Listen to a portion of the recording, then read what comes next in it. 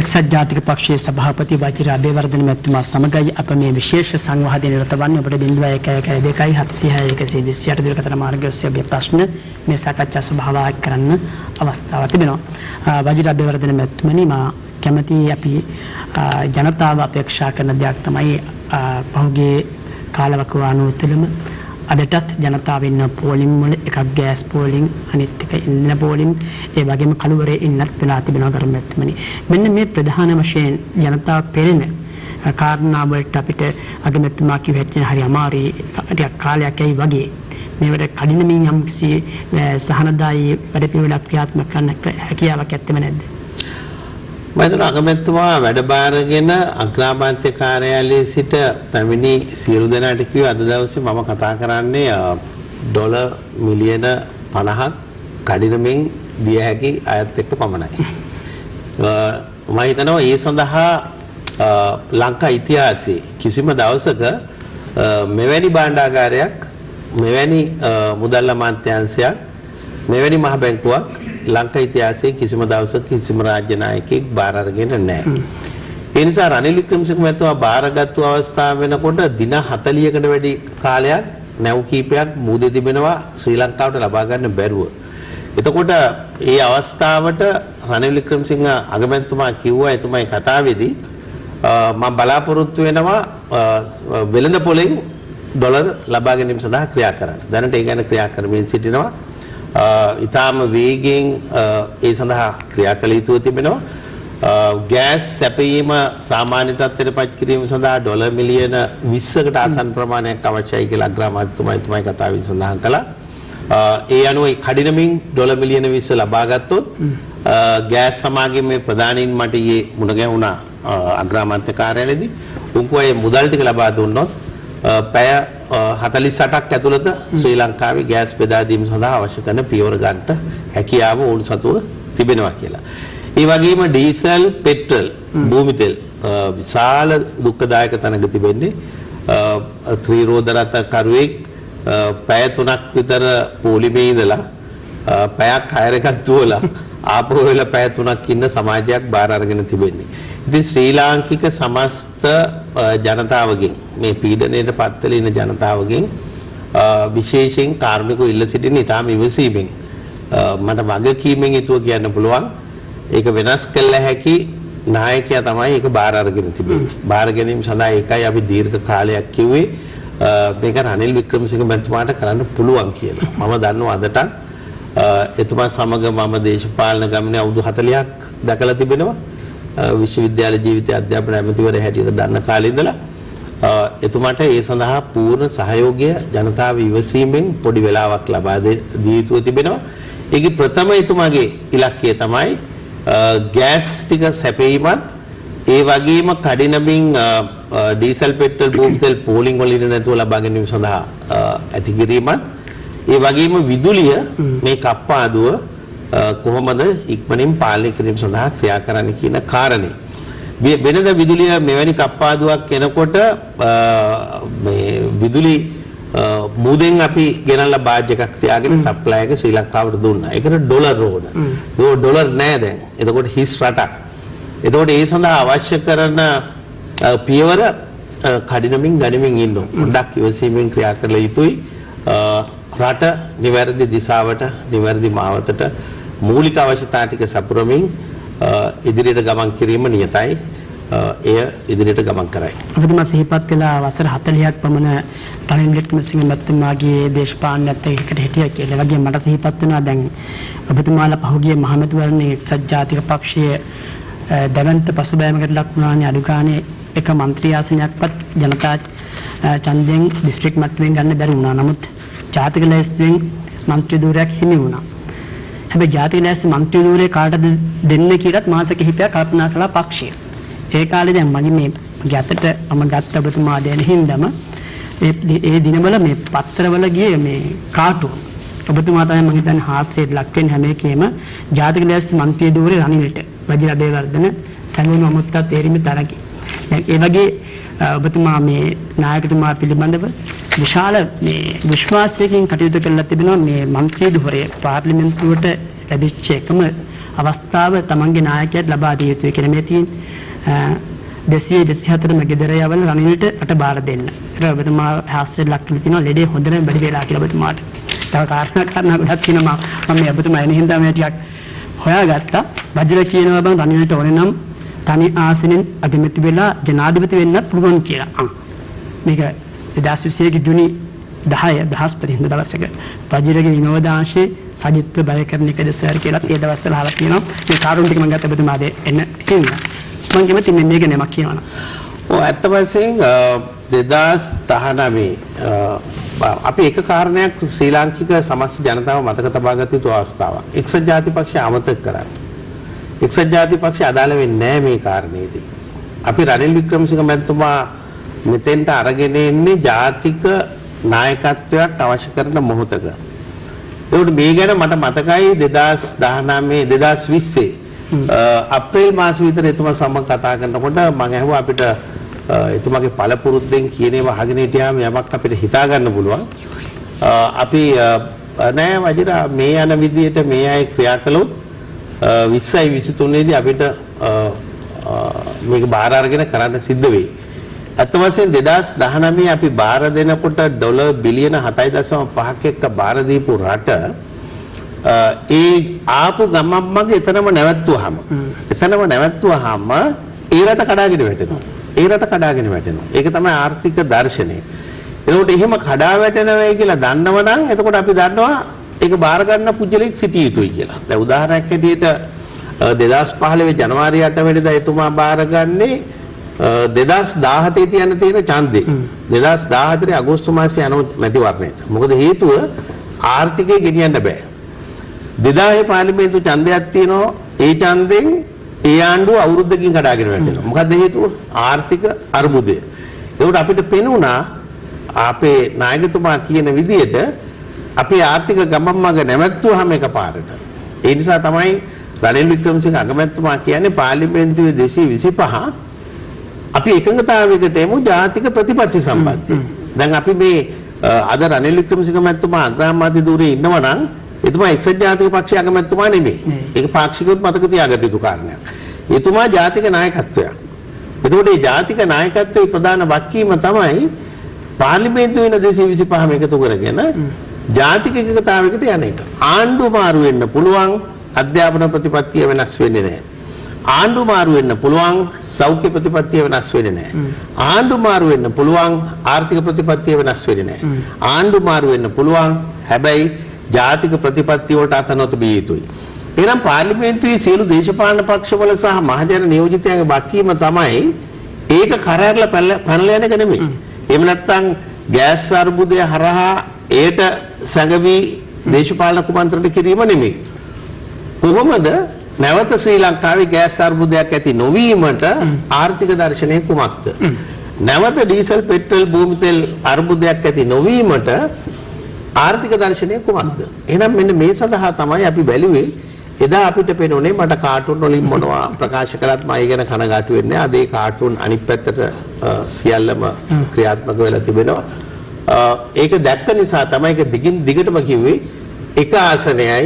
හැබැයි ඒ ආසනයට පුළුවන් අගමැති වෙලා ජනාධිපති වෙන්න. මොකද හේතුව මම දැකලා තියෙනවා එතුමාගේ දේශපාලන දර්ශනය, එතුමාට ජාත්‍යන්තරය පිළිබඳ තියෙන දැනුම, එතුමාට ඉතිහාසය පිළිබඳ තියෙන දැනුම, එතුමාට බෞද්ධ දර්ශනය පිළිබඳ තියෙන දැනුම, එතුමාට රටක් කියන්නේ බොහොම පොඩි දෙයක් හැටියටයි මම දකින්නේ. මොකද එතුමාට රකින්න પરම්පරාවක් නැහැ. එතුමාට රකින්න වෙනත් දෙපොලක් නැහැ. එතුමා දෙකයි ජාතිය අමතලා කිව්වේ. කතාව අවසන් කරනකොට එතුමා කිව්වේ මගේ ප්‍රාර්ථනය තමයි මේ ශ්‍රී ලාංකික සමස්ත ජනතාව ආරක්ෂා කිරීම සඳහා පියවර ගැනීම. එහෙම තමයි එතුමා කතාව අවසන් කළේ. ඉතින් ඒ නිසා එදා ඒක දැක්කා. ඒක දැක්කාම එන්නේ මම පෙනී හිටියේ වෙනුවෙන් කරුණු කිව්වා. මට අදාළ නැහැ ඒ සඳහා කාටුන් මොනවද කිව්වේ කියලා කමක් නැහැ. එහෙම කිව්වනම් එයාටත් ඒ ගැන සතුටු වෙන්න පුළුවන්. මට අදාළ නැහැ ඒ කාරණා. දිගින් දිගටම එක දිගට ඒකයි කිව්වේ හරිද ඉදිරිපත් කළා. ඇත්තම දැන් උනත් මේ අකමැති දුහුරේ රනිල් වික්‍රමසිංහ මැතිතුමාද ප්‍රකාශය තුනත් කිව්වා එතුමා මේක එල්ලල ගත්ත අගමැතිකමක් නෙවෙයි. එතකොට ආරාධනය කරන නිසා බාරගත්තා. ආරාධනය කරන නිසා බාරගත්තා. නමුත් විපක්ෂ නායක සජිත් ප්‍රේමදාස මැතිතුමත් මේ ධූරේ බාර ගන්න කැමැත්තෙන් පසු වුණාය කියලා ලිපි හුමාරුවක් සිද්ධ වුණා. මම කැමතියි දැන් ඔබතුමා පිළිබඳවත් දේශපාලනය තුළ කතා බහ කරන ඔබතුමාත් බොහොම රහස් සාකච්ඡා වලට බොහොම නම් දරාපු චරිතයක් කියලා ඒ ඩීල් කියන වචනේ පාවිච්චි කරනවා.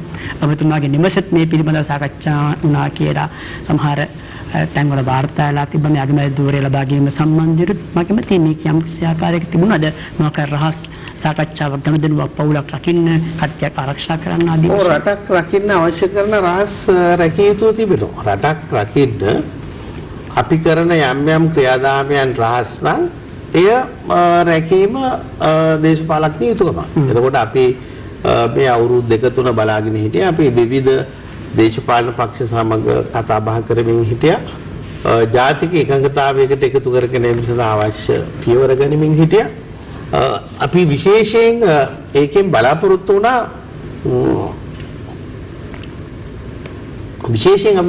වුණා මේ වැටෙන රට කොහොමද සියලු දෙනා එකඟ කරගෙන ගොඩගන්නේ කියන්නේ. ඒ වගේම ඔබ කිව්වා මේ ඩීල් කියන වචනය. ඉතින් මේ ඩීල් කියන වචනය හොඳ අර්ථකථනයක් තියෙනවා ඇමරිකාවේ 1929 33 කාලේ එවකට හිටපු ජනාධිපතිවරයා නිව් ඩීල් ඉකොනොමි එකක් ගැන කියනවා. ඒ කියන්නේ ලෝකෙටම තර්ජනයක් ඇති කරන්න පුළුවන් නව ආර්ථික දර්ශනයක් ලොකු ඩීල් එකක් එතුමා කරනවා. ඉතින් ඒකින් අද ලෝක බලවතෙක් වෙලා තියෙනවා. ඩීල් එකක් කියන්නේ හොඳ දෙයක්. ඩීල් එකක් කියන්නේ නරක දෙයක් නෙමෙයි. ඩීල් එකක් හරියට කරන්න පුළුවන් නම් ඒ මුළු රටම ගොඩ ගන්න පුළුවන්. ඉතින් ආර්ථික ඩීල් එකක් කරනවා ඇමරිකාවේ ජනාධිපතිවරයා 1929 කාල පරිච්ඡේදයේ ඇමරිකන් නිව් ඩීල් එකක් නිව් ඉකොනොමික් ඩීල් එකක් එතුමන් කරා. ඒ ඉකොනොමික් ඩීල් එකේ ප්‍රතිඵල අද ලෝකෙටම දර්ශනයක් බවට පරිවර්තනය වෙලා තිබෙනවා. ඒ මොන චෝදනා ආවත් ගරු සභාපතිතුමනි එක්සත් ජාතික පක්ෂය දැන් හෙට පාර්ලිමේන්තුව රැස් වෙනවා. දැන් අද අපි දැක්කා පාර්ලිමේන්තුවේ ශ්‍රී ලංකා පොජ්ජන පෙරමුණු ආණ්ඩුවට සහාය දීලා පස්සේ ස්වාධීන වෙච්ච දේශපාලන පක්ෂ නායකින් සමග අග්‍රාමාත්‍යතුමා සාකච්ඡා කරනවා. ඒ වගේම ශ්‍රී ලංකා නිදහස් පක්ෂයේ මහලේකම්තුමා මෙවැනි හෙට තිබුණා. ඊටත් මම හිතන්නේ හිටපු ජනාධිපතිතුමා සමග සාකච්ඡාවක් තිබෙනවා කියලා අපිට ආරංචි වෙලා තිබෙනවා. දැන් අද තිබුණු සාකච්ඡාවල ප්‍රගතිය මොකද්ද? දැන් මෙතන තිබෙන්නේ බහුතරය ප්‍රශ්නයක් තියෙනවා. සර්වපාක්ෂික ආණ්ඩුවක් සම්බන්ධයෙන් අදහස තිබෙනවා. මේවට ලැබෙන ප්‍රතිචාර කොහොමද සභාපතිතුමනි? ඔව් මම හිතනවා මේ ඊටාම වැදගත් දෙයක් ශ්‍රී ලාංකික මහජනතාවත් පාර්ලිමේන්තුවේ 225 දෙනා මතක තබා ගත යුතු තිබෙනවා. රට ගොඩ ගැනීම සඳහා දේශපාලන ස්ථාවරත්වය ඉතා වැදගත්. මහජනතාවට ආදරේ නම් දේශපාලන ස්ථාවරත්වය ඉතා වැදගත්. රට වැටලා තිබෙන්නේ. ඩොලර් නැහැ, රුපියලුත් නැහැ. ඒකයි රනිල් වික්‍රමසිංහ මැතිතුමා කිව්වේ කනගාටුවෙන් උනත් මට සිද්ධ වෙනවා රුපියල් අච්චු ගන්න දැන්. ඒ අච්චු ගහන්නේ මේක යථා තත්ත්වයට පත් කර ගැනීමට අවශ්‍ය පියවරක් හැටියට. ඒ නිසා මම හිතනවා අපි පාර්ලිමේන්තුවේ සිටින 225 දෙනාත් විශේෂයෙන් අලුතෙන් ආපු 77 දෙනා හරිම පව් කියලා මට හිතෙනවා. ඊටාම අවාසනාවන්ත මහජනයා දොස් කියනෝ වෙන්න පුළුවන්. හැබැයි ওই 77 දෙනා අද Tamanට ජීවත් වෙන්න බැරි තැනකටපත් වෙලා තිබෙනවා අලුතෙන් ආපු පාර්ලිමේන්තු මන්ත්‍රීතුමාලා 77 දෙනා. හිටපු පැරණි අයත් ඊටාම අසීරු තැනකටපත් වෙලා තියෙනවා. එතකොට සමස්ත ජාතිය අමාරු වෙట్లా තියෙන අවස්ථාවක්. මහජනයා අමාරු වෙටිලා, මැද පන්තිය කඩාගෙන වැටිලා, ඉහළ පන්තියත් කඩාගෙන වැටිලා පාර්ලිමේන්තුවේ මහජන නියෝජිතයරුත් හිඟා කන තැනටපත් වෙලා. දැන් මෙවැනි පරිසරයක් තිබෙන අවස්ථාවක ප්‍රධාන යුතුයකමක් තමයි දේශපාලන ස්ථාවරත්වයක් ඇති කිරීම. ඒ නිසා තමයි රනිල් වික්‍රමසිංහ නායකතුමා දැනට මාසයකට විතර උඩදී පාර්ලිමේන්තුවේ කියනවා මේක 113කින් කරන්න බෑ. මේකට 175ක්වත් ඕන. හැබැයි මට පේනවා එතුමාගේ සාකච්ඡා පිළිබඳ මට තියෙන අවබෝධය අනුව දැන් එතුමාට 160ක පමණ ස්ථාවරත්වයක් ඇති වෙලා තියෙනවා. මම මේක කියන්නේ සමස්ත රටේ ප්‍රධාන පෙළේ ව්‍යාපාරිකයන්ට, මධ්‍යම පන්තියට, දැනගත යුතු අයට ඉක්මනින් දැන නොගත්තොත් ඒ අය බයෙන් ඉන්නවා මේක මොකද්ද වෙන්නේ කියලා. මට තියෙන දේශපාලන අත්දැකීම අනුව කියන්න පුළුවන්. මම දන්න රනිල් වික්‍රමසිංහ මැතිතුමා කරලා තිබෙන සාකච්ඡා දිහා දැක්කහම මට පේනවා එතුමා 160 ඉක්මවලා මහ ජන කණ්ඩායමක් සමග ඉන්නවා. හැබැයි මේ මහජන නියෝජිතයෝ 225ම රනිල් වික්‍රමසිංහ මැතිතුමාට සහයෝගය දුන්නොත් අර ගෝල් ෆේස් පිටියේ ඉන්න තරුණ පරම්පරාව අලුතෙන් දේශපාලන දර්ශනයක් ඉදිරිපත් කරපු අලුත් පරම්පරාවට ඉක්මනින් අනාගතයක් හදන්න පුළුවන්. දැන් බලන්න මේ තරුණ පරම්පරාව 70 කැරල්ලක් 88 අවියාවිද කැරල්ලක්. හැබැයි මේ අරගලේ කොච්චර సౌందర్యාත්මක අරගලයක් හැටියට තියුනේ බලන්න. පුස්තකාලයක් තියුණා. පොඩ්ඩක් පොතපත පිළිබඳ අවබෝධයක් තියෙන කෙනෙක් එතෙන්ට ගියා නම් පුස්තකාලේ පුච්චන්නේ නැහැ. ඒතර පොත් තිබුණේ. ඒවා කියවනවා ඇවිල්ලා කට්ටිය. ආර්ට් ගැලරියක් තියුණේ. හරි සුන්දරයි. සින්දු කියනවා. ආර්ථික මහා දැවැන්ත ප්‍රශ්නයක් තියෙන අතරේ අලුත් සමාජ පරිවර්තන පණිවිඩයක් ඒ අරගලය තුලින් ලබා දුන්නා. ඒ නිසා තමයි රනිල් වික්‍රමසිංහ නායකතුමා දිගින් දිගට කිව්වේ එක්සත් ජාතික පක්ෂයට කරුණාකරලා අලුත් පරම්පරාවේ අදහස් එක්ක වැඩ කරන්න ලෑස්ති වෙන්න කියලා. එතුමා හැම වෙලෙම අලුත් වෙන නායකයෙක්. එතුමා හැම මොහොතකම අලුත් පරම්පරාවත් එක්ක ගමන් කරන කෙනෙක්. දැන් එවැනි පරිසරයක් තිබෙන තැනක දැන් අවාසනාවන්ත සිද්ධියක් ඇති වුණා. ඇති වුණු සිද්ධියත් අවාසනාවන්තයි. ඉන් පස්සේ ඇති වුණු සිද්ධියත් අවාසනාවන්තයි. රටේ නීති ආසාමය නැති වුණාම රටේ ලෝකෙට යන්නේ මේක නිකන් ගරිල්ලා රටක් හැටියට. දැන් එතනින් මිදෙන්න තියෙනවා. නීති ආසාමය රටට ඉතා වැදගත්. රටේ ගෑස්, ඩීසල්, භූමි තෙල් ප්‍රශ්න විසඳන්න නීතිය සාමය ඉතා වැදගත්. ඒ වගේම ප්‍රජාතන්ත්‍රවාදී ශක්තිමත් දේශපාලන රාමුව ඉතා වැදගත්. එහෙනම් පාර්ලිමේන්තුවේ ඉන්න 225 දෙනාගේ වගකීම තමයි මේ රනිල් වික්‍රමසිංහ මැතිතුමා බාර අරගෙන තියෙන අරගලේ මේක එක්සත් ජාතික පක්ෂ අරගලයක් නෙමෙයි. එක එක්කෙනා තම තමන්ගේ දේශපාලන පක්ෂ වලට මේකේ වාසි අවාසි බෙදා ගන්න අවශ්‍යතාවයක් නැහැ.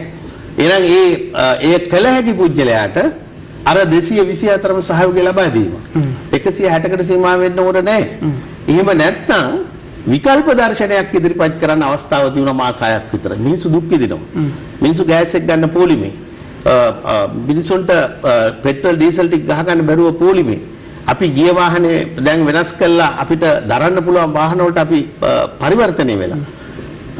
කතා කරන අපිත් එතකොට කතා කරන අපිටත් අමාරු තැනකට තල්ලු කරපු සමාජයේ පාර්ලිමේන්තුවේ ඉන්න විවිධ දේශපාලන මතධාරණ අය වාමාංශික අදහස් තියෙන අය දක්ෂිණාංශික අදහස් තියෙන අය මම හිතනවා අපේ අද මේ ඉන්න ජාතික නායකත්වය රනිල් වික්‍රමසිංහ අග්‍රාමාත්‍යතුමා කියන්නේ වමත් දකුණත් හොඳ අවබෝධයක් තිබෙන හොඳ වාමාංශික නායකයෙක් හැටියට තමයි මම රනිල් වික්‍රමසිංහ මැතිතුමා දකින්නේ. එහෙනම් එතුමගෙන් දැන් මේ වැඩේ කරගෙන ජාතිය ගොඩනැගිය යුතු තිබෙනවා.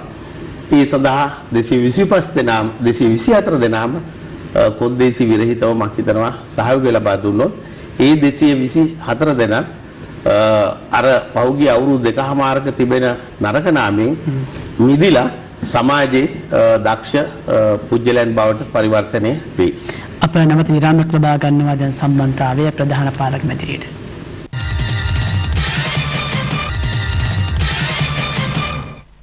එක්සත් ජාතික පක්ෂයේ සභාපති වජිර අබේවර්ධන මැතිතුමා සමගයි මේ විශේෂ සංවාදය දෙන්නේ. ගරු මැතිතුමා තාමත් රනිල් වික්‍රමසිංහ මැතිතුමා අග්‍රාමාත්‍ය ධුරයේ දරන ආණ්ඩුවේ අමාත්‍ය ධුර 4යි නම් කරලා තිබෙන්නේ. සිසු අමාත්‍යාංශ බෙදී යාම සම්බන්ධයෙන් යම්කිසි ඉඟියක්වත් පහළ වෙලා තිබෙනවද? ප්‍රධාන අත්‍යවශ්‍ය පාර්ලිමේන්තුව රැස්විය යුතු අමාත්‍යාංශ දෙකකුත් ඒ වගේම ජනතාවට අත්‍යවශ්‍ය කරන සැපයුම් සඳහා අවශ්‍ය කරන අමාත්‍යාංශ කීපෙකුත් දියුණු දීලා තිබෙනවා. පාර්ලිමේන්තුවේ 225ම එකගතාවයකට එනවා නම් කැබිනට් මණ්ඩලය ගැන මම හිතනවා රනිල් වික්‍රමසිංහ මැතිතුමාට එක විදියකට හිතන්න පුළුවන්කම තිබෙයි. පාර්ලිමේන්තුවේ 175ක් ඒ සඳහා එකතු වෙනවා නම් ඒ ගැනත් එතුමාට තව විදියකට හිතන්න සිද්ධ වෙයි. කෙසේ වුණත් මේ අවස්ථාවේ මම හිතනවා කුඩා කැබිනට් මණ්ඩලයක් ඒ කියන්නේ අත්‍යවශ්‍ය කරුණු සම්බන්ධයෙන් තිබෙන දරුණු ආර්ථික දරිද්‍රතාවය දිහා බලලා මම හිතනවා ඇමතිවරු 15ත් 20ත් අතර සංඛ්‍යාවක් දියුණු දීමට අඩු ගානේ ක්‍රියා කරන්න සිදු වෙයි. ඒ වගේම නියෝජ්‍ය ඇමතිවරුත් 15ත් 20ත් අතර ප්‍රමාණයක් දියුණු දීමට අවශ්‍ය වෙයි කඩිනමින් ක්‍රියාමාර්ග ගැනීම සඳහා. ඒකම පාර්ලිමේන්තුවේ කමිටු රනිල් වික්‍රමසිංහ මැතිතුමා ඇමරිකාවේ තිබෙන ක්‍රමවේදය අනුගමනය කරමින් කරන කමිටු ටික බලවත් කරලා ශක්තිමත් කරලා ඒ සඳහා ක්‍රියා කළ යුතුව තිබෙනවා. මේ කාරණා තීරණය වෙන්නේ පාර්ලිමේන්තුවේ 225 කොයි විදියට කටයුතු කරයිද කියන එක. මට පේනවා මේ මොහොත වෙනකොට විශාල ස්ථාවරත්වයක් ඇති වෙලා තිබෙනවා. සියලු දෙනා කල්පනා කරනවා මේ ප්‍රශ්නයෙන් රට ගොඩ ගැනීම සඳහා ක්‍රියා කළ යුතුයි කියලා. දැන් ගරු සභාපතිතුමනි දැන් ප්‍රශ්නේ තිබෙන්නේ එක්සත් ජාතික පක්ෂයට අගමැතිකම ගිහින් තිබෙනවා. මේක රටේ අවශ්‍යතාවයක්. මන්ත්‍රී ආසන එකක් තිබෙන නිසා. දැන් අද සාකච්ඡා වලින් පස්සේ අදහස් දක්වපු ඒ පක්ෂවල නියෝජිතයන් කියා සිටින්නේ ඔවුන් ඇමති ධූර නොගත්තත් සහාය ලබා දෙනවා වර්තමාන අග්‍රාමාත්‍යතුමාගේ ආණ්ඩුවට කියලා. හැබැයි ඇමතිකම් ගන්න බව පෙනී යන්නේ ශ්‍රී ලංකා පොදුජන පෙරමුණ පමණයි වගේ දැනට දැනෙන්නේ. පොදු ශ්‍රී ලංකා නිදහස් පක්ෂයේවත් අර ස්වාධීන වෙච්ච කුඩා පක්ෂවල උදවියවත් ප්‍රධාන විපක්ෂය වන සමග ජන බලවේගයේවත් ජනතා විමුක්ති පෙරමුණ හෝ ත්‍රිවිධ ජාතික සන්ධානය හෝ ඇමති ධූර ලබා ගැනීම සඳහා කැමැත්තක් ප්‍රකාශ කළා නැහැ. එහෙම වුණොත් කෙනෙක්ට දේශපාලන වශයෙන් බලනකොට නැවතත් ශ්‍රී ලංකා පොදුජන පෙරමුණේම ඇමති මණ්ඩලයක් යටතේ එක්සත් ජාතික පක්ෂයේ නායකයා අගමැති ධුරයේ පමණක් දරාගෙන ඉන්න මේ සංයුතියක් පිළිබඳව නේද හිතන් වෙලා තිබෙන්නේ. මම හිතන්නේ මෙතෙන්දි බලන්න තියෙන්නේ ක්‍රියාදාමය. එක දෙවෙනි කාරණය තමයි ඔබ හිතන ක්‍රියාවලිය නෙවෙයි සිදුවන්නේ. මම දන්න දේශපාලන පගේ මේ පිළිබඳ තියෙන දැනුම අනුව නම් දේශපාලන පක්ෂ ගණනාවක් මේ ආණ්ඩුවේ ඇමති ධූර සහ වක්කීම් බාර අරගෙන ක්‍රියා කරයි. තව කොටසක් ඇමති ධූර බාරගන්නේ නැතුව වගකීම් සඳහා ක්‍රියා කරයි කෙටි කාලයක්. ඊට පස්සේ වුණුත් සමාජලාට වෙනත් ක්‍රියාමාර්ග වලට යෙදේ. ඉතින් අපි මේ ක්‍රමවේද කීපෙම දිහා බලලා ක්‍රියා කළ යුතු තිබෙනවා. හැබැයි මට විශ්වාසයි පක්ෂ ගණනාවක් ඇමතිවරු හැටියට දියුණු දීමට ක්‍රියා කරයි. අතරම මම කැමති අරබතුමා එතන සිහිපත් කළ අවාසනාවන්ත සිදුවීමක් එදා නම් වෙනදා ගිය සවුන්දා දවසේ අරලියගහ මන්දිරයේ තිබුණු රැස්වීමෙන් පස්සේ ඒ අරගලයේ හිටපු පිටසකට ප්‍රහාරයක් එල්ල වුණා. ඒ ප්‍රහාරය එල්ලීම සමග රට හැමතැනම වාගේ දැවැන්ත දේපල හානියක් සිද්ධ වුණා. ජීවිත බව නැති වුණා. මේ අවාසනාවන්ත සිද්ධියක්. මෙන්න මේ සිද්ධිය එක්ක අද මම දැක්කා කොටුව පොලිස් මූලස්ථානයේ ඉදිරිපිටත් පිරිසක් ගිහිල්ලා විරෝධතාවය නිරත වෙනවා මේ ගැටුමට සම්බන්ධ වූවන්ට දඬුවම් නැද්ද ආදී වශයෙන් ප්‍රකාශ කළා. අද හවස වෙනකොට අපි දැක්කා පුවත් වාර්තා වෙනවා නීතිපතිතුමාගේ උපදෙස් මත ඒකට සම්බන්ධ වෙයි කියන මැතිඇමතුරුන්ගේ නාම ලේඛනයක් සහ පොලිස් ප්‍රධානියෙක් පිළිබඳව ප්‍රකාශ කරගෙන සාක්ෂි තිබෙනවා නම් ඔබට නීතිය ක්‍රියාත්මක කරවන්න කියලාත් කියනවා. දැන් ජනතාව අපේක්ෂා කරන මේ අත්‍යවශ්‍ය ආහාර ද්‍රව්‍ය පිළිබඳව කලින් නම් විසඳුම් දෙනවා වගේම ඔබතුමාමත් පැහැදිලි කරපු මේ නීතිය ක්‍රියාත්මක වීමත් නිසියාකාරව සිද්ධ වෙයි කියලා. මොකද අතීතයේ එහෙම දෙයක් එක්සත් ජාතික පක්ෂ ප්‍රමුඛ ආණ්ඩුවල වුණ නැහැ කියලාත් චෝදනාවක් තිබෙන නිසා ඔබතුමාගේ ප්‍රතිචාරය මොකක්ද? මම දන්නේ දේශපාලන සටන් පාඨ ගොඩක් තියෙනවා. ඒ ගැන අපි එහෙම කලබල වී යුතු නැහැ. නමුත් නීතිය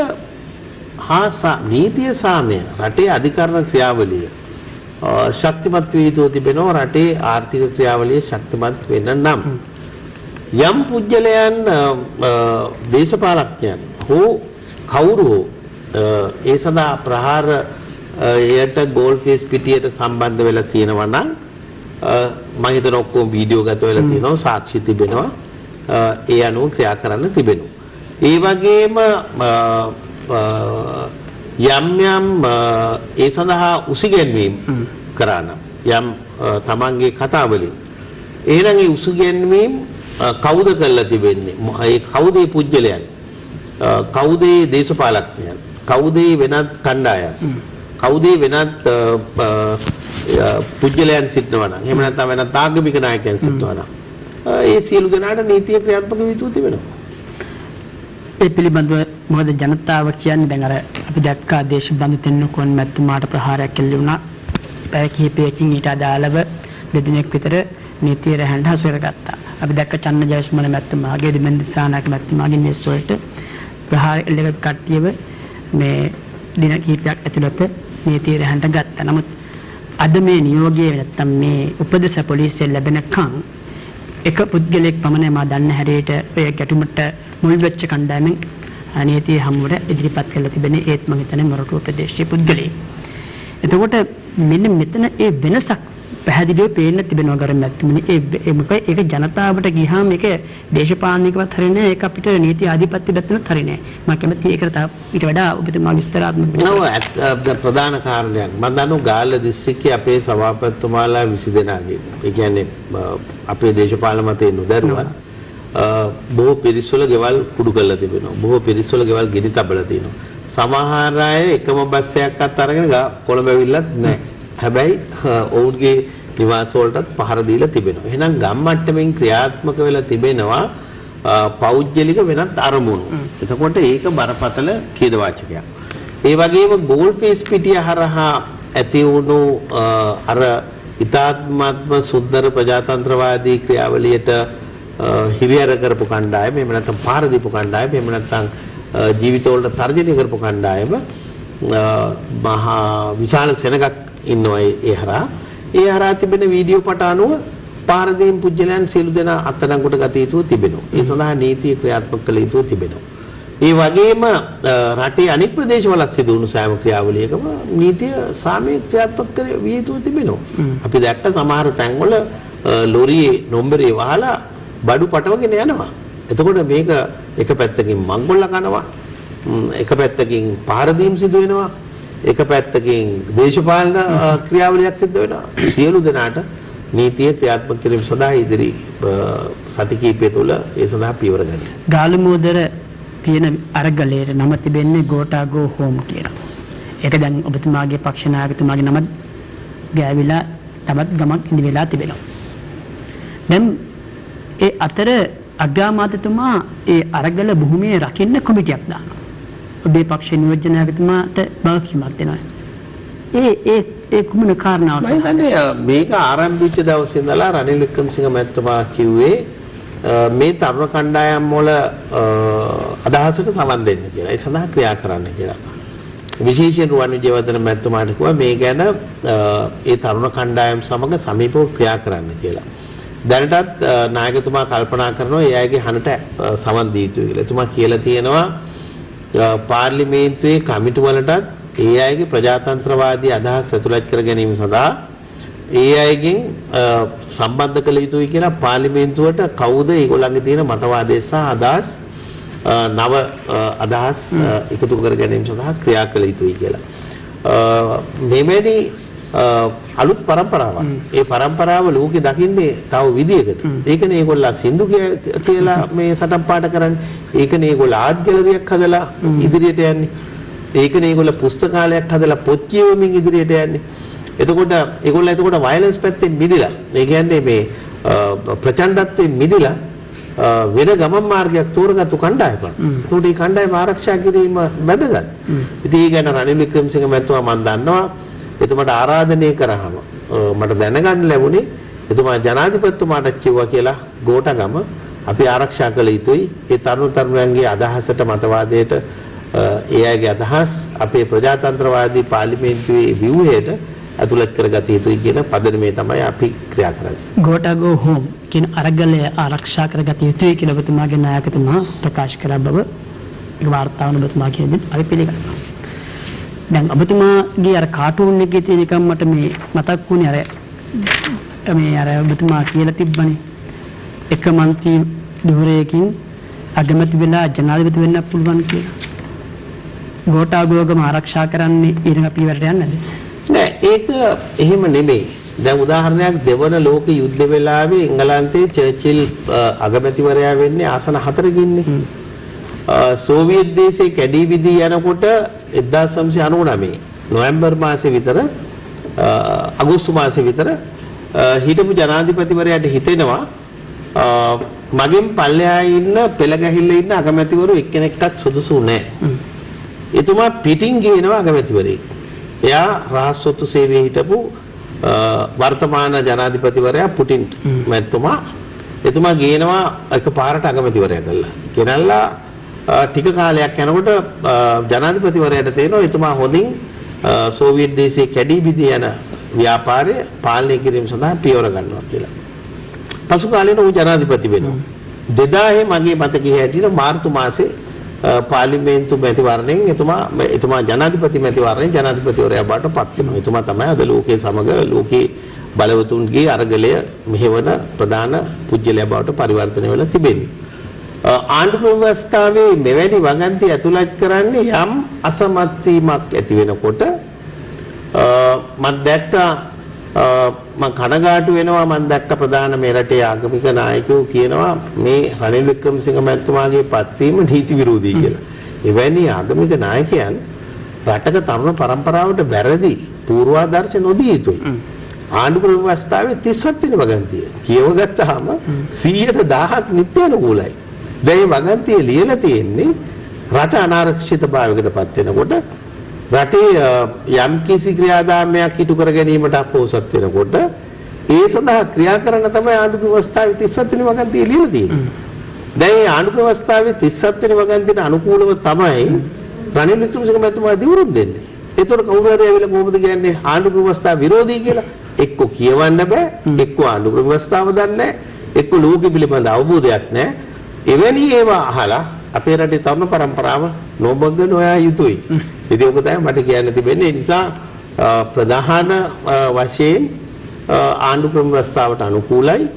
ඒ අනුව අපි ඉදිරියට යා යුතු තිබෙනවා. ජනාධිපතිවරයා යා යුතුයි කියලා මහජන මතයක් ගොඩනැගිලා තියෙනවා. එය ප්‍රජාතන්ත්‍රවාදය තුළ ක්‍රියාත්මක කළ යුතුයි. ඒ වගේම දැන් අපි දන්නා හැටියට ජනාධිපතිතුමත් ජාතිය ඇමතුම පහුගිය දිනක එහිදී එතුමා නව අග්‍රාමාත්‍යවරයෙක් පත් කරනවා කියන දැන ඒකත් කියන ගමම කිව්වා ව්‍යවස්ථාවට සංශෝධන නැත්නම් අප කිව්වොත් ප්‍රජාතන්ත්‍රවාදී මුහුණුවරකින් ගෙන ආපු 19 වන ආණ්ඩු ක්‍රමස්ස සංශෝධනය අලි සක්‍රිය වෙන ආකාරයට 21 වන සංශෝධනය ගේන බවට මම හිතා ඒ පිළිබඳවත් අද සාකච්ඡා වුණා කියලා ආරංචි මා කැමැතියි ඔබතුමාගෙන් එක්සත් ජාතික පක්ෂයේ සභාපතිවරයා හැටියට 21 වන ව්‍යවස්ථා සංශෝධනය සම්බන්ධයෙන් වන සාකච්ඡා පිළිබඳ යමක් කිව්වොත් මේ වෙලාවේ. මම හිතනවා මේ රටේ ජනතාවට ප්‍රධාන ප්‍රශ්නේ 19වත් 20වත් 21වත් නෙමෙයි. 19 කන්නත් බෑ 20 කන්නත් බෑ 21 කන්නත් බෑ. එතකොට මේ රටේ ප්‍රධාන ප්‍රශ්නය මහ ජනතාවට ජීවත් වෙන්න කියන්නේ. බඩගින්නේ ඉන්නේ. තෙල් නැහැ, ගෑස් නැහැ, පෙට්‍රල් නැහැ, භූමි තෙල් නැහැ. දැන් ඒකට අවශ්‍ය කරන්නේ මේ මොකද්ද? ආර්ථික විශේෂඥ කමිටුවක්නේ. ව්‍යවස්ථාවේ ආර්ථිකය වෙනස් කර ගැනීම සඳහා ජාතික ප්‍රතිපත්ති රාමුවක් අනුමත කර ගැනීම වෙනුවට එකිනෙකාගේ දේශපාලන බලපරාක්‍රමයන් ආරක්ෂා කර ගැනීම සඳහා ක්‍රියා කිරීම තමයි මම දකින්නේ ওই ක්‍රියාවලිය. කමක් නැහැ ඒක හරි ක්‍රියාවලිය සිදු වෙනවා නම් උණයි කියලා ප්‍රශ්නයක් නැහැ. ඒකෙන් මහ ජනතාවගේ බඩ පිරෙන්නේ නැහැ. ඒකෙන් දේශපාලනඥයෙක්ගේ බඩ පිරෙනවා. ඒකෙන් 2 කෝටි 30 ලක්ෂයක් ජනතාවගේ බඩ පිරෙන්නේ නැහැ. හැබැයි ඒකින් දේශපාලකයන්ගේ බඩ පිරෙනවා. දැන් උදාහරණයක් හැටියට නියෝජ්‍ය කතානායක තෝරන්න ඡන්දයක් තිබුණානේ. බලන්නකො මොනතරම් අපරාධයක්ද කියලා. ඒ කීපයක් ගත කරාද කියලා. මේ වගේ ජාතික ව්‍යසනයක් තියෙන වෙලාවේ එකඟතාවයකට ඇවිල්ලා නමකට එකඟ වෙන්න බැරි නම් මොන අපරාධයක්ද? මහජනයා ඉන්නේ බඩගින්නේ. මහජනයා ඉන්නේ දුකෙන්, කේන්තියෙන්, ඉවසීමකින් තොරව. දරුවන්ට ඉස්කෝලේ යවා ගන්න බෑ. දරුවන්ට පාසල යන දරුවෝ 45,000ක් රටේ අනාථයි. ඒවල මෙවැනි පරිසරයක් තියෙන වෙලාවක මහජන නියෝජිතයන්ට හැසිරෙන්න බැරි නම් කල්පනා කළා. 19 ගෙනාවත් 20 ගෙනාවත් 21 ගෙනාවත් බඩ පිරෙන්නේ නැහැ. එහෙනම් වහාම ගෙන ආයුතු ප්‍රධාන කාරණය තමයි ජාතික ප්‍රතිපත්ති රාමුව සම්මත කර ගැනීම. එයයි වැදගත්. ඔය ඔබ කියන එකෙන් සිදුවන්නේ එකයි. දේශපාලඥයන්ගේ බඩ පිරෙනවා. ඒ දේශපාලඥයන්ගේ අනාගත දේශපාලන අරමුණු ඉටු කර ගැනීම සඳහා අවශ්‍ය කරන ඉලක්ක සම්පූර්ණ වෙනවා. මොකද 2015 ජනවාරි 8 වෙනිදා මේ රටේ විධායක ජනාධිපති ක්‍රමය අහෝසි කරන්නට ජනවරමක් ඉල්ලුවේ. එතකොට ඒ සඳහා තමයි හිටපු ජනාධිපති සිරිසේන මැතිතුමාට ජනවරම ලැබුණේ. ඒ අනුව තමයි 2015 අප්‍රේල් 22 වෙනිදා පාර්ලිමේන්තුවට සංශෝධන ගෙනල්ලා 19 වෙනි සංශෝධනය ගෙනාවේ. ඒ ගේන්න පුළුවන් උපරිම ප්‍රමාණය එදා අරගෙන ආවා. එතනින් එහා ගේන්න බෑ. එතනින් එහා ගෙනාවොත් ඒක නීති විරෝධී. දැන් සිරිසේන මැතිතුමාගේ කාලය අවසන් වෙනකොට තිබුණේ විධායක ජනාධිපතිවරයා සම්පූර්ණයෙන් අවශ්‍ය කරා. ඒකට හොඳ පරිසරයකුත් තිබුණා. මොකද සමාජයේ ඡන්දයක් තියන සල්ලි තිබුණා. ඡන්දයක් තියන කාලය තිබුණා. එතකොට 2019 සිරිසේන මැතිතුමාගේ ජනාධිපති ධූරය අහෝසි වෙනකොට ඊළඟට එන ජනාධිපතිතුමාට කිසිම අමාත්‍යාංශයක් දරන්න බැරි විදිහට සංශෝධනය කරලා තිබුණා. දැන් මෙවැනි සංශෝධනයක් කරලා තිබෙන අවස්ථාවක මට මතකයි රනිල් වික්‍රමසිංහ අගමැතිතුමා 2019 අගෝස්තු මාසයේ අවසාන පියවර සඳහා කැබිනට් පත්‍රිකාවක් ගෙනාවා. මොකක්ද මේ කැබිනට් පත්‍රිකාව? විධායක ජනාධිපති ධූරය අහෝසි කිරීම සඳහා කැබිනට් පත්‍රිකාව. විශේෂ කැබිනට් රැස්වීමක් පැවැත්වුවා. මමත් සාවාජිගේ කැබිනට් මණ්ඩලේ අපේම කැබිනට් එක දෙකට බෙදුණා. දෙකට බෙදලා කණ්ඩායමක් කෑ ගැහුවා මෙන්න අපිට දිනන තියෙන අවස්ථාවේ විධායක ජනාධිපති ධූරය අහෝසි කරන්න හදනවා කියලා. අපේ හිටපු අගමැතිතුමා ඉවකට වර්තමාන අගමැතිතුමා කල්පනා කරා බෙදීමක් ඇති වෙන්න යනවා කැබිනට් පත්‍රිකාව ඉවත් කරගත්තා. ඒ අවස්ථාවේ කැබිනට් පත්‍රිකාව අනුමත කළා නම් ගෝඨාභය රාජපක්ෂ ජනාධිපතිතුමා කියලා කෙනෙක් ඇති වෙන්නේ නැහැ. එහෙනම් ඇතිවන්නේ ජනමත විචාරණය. ආණ්ඩු ව්‍යවස්ථාවේ 85 වෙනි වගන්තිය අනුව එහෙනම් කැබිනට් මණ්ඩලය අනුමත කළා, පාර්ලිමේන්තුවේ තුනෙන් දෙයක් අනුමත කළා, ජනමත විචාරණයක් පැවැත්වුවා නම් ජනාධිපති මැතිවරණයක් නැහැ. විධායක ජනාධිපති ධූරය අහෝසි වෙනවා. එතකොට විධායක ජනාධිපති ධූරය අහෝසි කරන්න තිබුණු අවස්ථාව අතහැරලා ගිහිල්ලා ආපහු කතා කරනවා 19 අවශ්‍යයි කියලා. අවශ්‍ය නම් අපි අරගෙන පිළි ප්‍රශ්නයක් නැහැ. මම කියන්නේ දේශපාලඥයන් මෙහෙම විහිළු නොසැපිය යුතුයි. මේ අවස්ථාවේ සියලු දේශපාලන පක්ෂ එකතු වෙලා කළ යුතු ප්‍රධාන කාර්යය තමයි ජාතික ප්‍රතිපත්ති මාලාවකට යකඩ රාමුවක් වගේ ප්‍රතිපත්ති මාලාවකට එකඟ වීම සඳහා ආණ්ඩු ක්‍රම ව්‍යවස්ථාව සංශෝධනය කර ගැනීම. ඉතින් අවශ්‍ය නම් 19 තිබුණත් එකයි 20 තිබුණත් එකයි 21 තිබුණත් එකයි මහ ජනතාවගේ අවශ්‍යතාවය ඉටු කිරීම සඳහා ක්‍රියා කරනවා මිස දේශපාලන පක්ෂ නායකයින්ගේ බල පරාක්‍රමය ආරක්ෂා කර ගැනීම සඳහා ක්‍රියා නොකළ යුතුයි කියන එකයි මගේ පෞද්ගලික මතය. ඒ මතය එකඟ වෙමින් දැන් ජාතික ප්‍රතිපත්ති රාමුවක් වැදගත්. ඒ කඩිනමින් මේ ප්‍රශ්න වලට විසඳුම් ලබා දීම සඳහා ඔබතුමාගේ විග්‍රහයට අනුව දැන් ජාතික ප්‍රතිපත්ති රාමුවක් සකසන්නේ කඩිනමින් මේ ප්‍රශ්න निराකරණය කරන්න නම් ඒ සඳහා වන නෛතික තත්ත්වයන් හදාගන්න තේකට පාර්ලිමේන්තු යෝජනා ගෙනා යුතුයි නේද? ඒක වදගන්නේ. පාර්ලිමේන්තුවේ සියලු දේශපාලන පක්ෂ ඉස්සෙල්ලා ජාතික ප්‍රතිපත්ති රාමුවක් ක්‍රියා කිරීම සඳහා එකඟතාවයකට පැමිණිය යුතුයි. ඊට පස්සේ පුළුවන් වාමාංශික අදහස්, දක්ෂිණාංශික අදහස්, මධ්‍යස්ථ අදහස්, ස්වාධීන අදහස් සියල්ලම වාඩි වෙලා සාකච්ඡා කළා.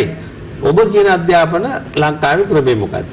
ඔබ කියන සෞඛ්‍ය ක්‍රමය කොහොමද? කොහොමද මේවා පාඩු ලබන ආයතන තියාගෙන අපේ රට දුවනවද? පෞද්ගලික සමාගම් වගේ ලාභ ලබන ආයතන බවට පරිවර්තනය කරගන්නවද? එහෙම නැත්නම් අහවලා ඒක ලාභ ලබන ආයතනයක් කරන්න ගියාම අපි ගිහිල්ලා දේශපාලනය කරනවද? ඉතින් ඔන්න ඔය ප්‍රශ්න ටික විසඳා ගැනීම සඳහා සියලු දෙනා මම හිතනවා මේකේ කවුරුත් අපි ඈත් වෙන්න ඕනේ නැහැ. අපි කාටවත් දොස් කියන්න ඕනේ නැහැ. වැරදිච්ච අයටත් බනින්න ඕනේ නැහැ. බැන්නේ කියලා අපිට ලැබෙන දෙයක් නැහැ. වැරදිලා ඉවරයි. එහෙනම් දැන්වත් එකට වාඩි වෙලා ක්‍රියා කළ යුතු තිබෙනවා. අර ඔබතුමා කිව්වා අරගලයේ තුල ඉන්න තරුණ කණ්ඩායම් වලට ඔවුන්ගේ නියෝජන ලබා දෙන කොමිටි ක්‍රමයක් ඇති කරනවා කියලා. ඒ කොමිටි ක්‍රමයට බාහිර තැනැත්තන් විතර කොමිටි වලට සභාපතිකම් වලට එන්න හැකියාව තිබෙනවා කියන දේ කියන්නේ. අත වශයෙන් පුළුවන්. ඒකේ බාධාවක් නැහැ. ඒකට ආණ්ඩු ක්‍රම ව්‍යවස්ථාවේ ප්‍රජාතන්ත්‍රවාදය සුරක්ෂිත කිරීම සඳහා තියෙන වගන්ති මාලාව ඔස්සේ පුරවැසියාගේ බලතල ඔස්සේ පාර්ලිමේන්තුවේ තියෙන ඒ කමිටු වලට තරුණයන්ගේ අදහස් ලබා ගැනීමට කිසි බාධාවක් ඇති වෙන්නේ නැහැ. යම් බාධාවක් තියෙනවා නම් පාර්ලිමේන්තුවේ බහුතරය අත උස්සලා ඒ සඳහා ක්‍රියා කරන්න පුළුවන්. ඒ තරුණයන්ට එන්න පුළුවන් වගේම වෙනත් ශ්‍රේෂ්ඨ වල හැකියාව තියෙන උදවියටත් ඒ කමිටු වලට දායකින් හැකියාව තිබෙනවා. අනිවාර්යෙන් පුළුවන්. ඒ අර්ථයෙන් ගත්තාම අද ඔබතුමාගේ දේශපාලන පක්ෂයේ ප්‍රධානීන් ඔබතුමා ඇතුළුව ඉන්න කොමිටි වලටත් ඒ වගේ බලයක් ලැබෙයිද පාර්ලිමේන්තුව තුළ? පාර්ලිමේන්තුවේ කමිටු ක්‍රමය ගැන අපේ වර්තමාන අග්‍රාමාත්‍ය රනිල් වික්‍රමසිංහ මැතිතුමා ලොකු විශ්වාසයක් ඇතුවයි ওই කමිටු ක්‍රමය පහුගිය 19 වෙනි සංශෝධනය හරහා විශ්වාසය තිබුවේ. පසුකාලීන මේ සඳහා ක්‍රියා කරන්න තිබුණු අවස්ථාව අහිමි වුණා විවිධ කාරණා නිසා. සමහර අය පැරණි කාර්ක සභා ක්‍රමය ගැන විශ්වාස කරනවා ඔය කතා තිබුණා. නමුත් කමිටු වලට ශක්තිමත් කිරීම වැදගත්. එතකොට යම් කාරණා නිවැරදි ප්‍රජාතන්ත්‍රවාදී මාවතට ගුණ කරගන්න පුළුවන්කම ලැබෙනවා.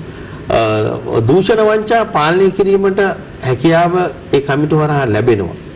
වැරදි ක්‍රියාවලියන් පාලනය කිරීම සඳහා ක්‍රියා කිරීමට හැකියාව ලැබෙනවා. ඉතින් ඒ සඳහා වැදගත් ක්‍රියාවලියක් හැටියටයි මට හඳුන්වන්න තියෙන්නේ. අද මේ සාකච්ඡාවේ එක්කගෙන තිබෙන්නේ එක්සත් ජාතික පක්ෂයේ සභාපති වජිර අබේවර්ධන මැතිතුමා. අප නැවත විරාමයක් ලබා ගන්නවා දැන් සම්බන්ධතාවයේ ප්‍රධාන පාරක මැදිරියට.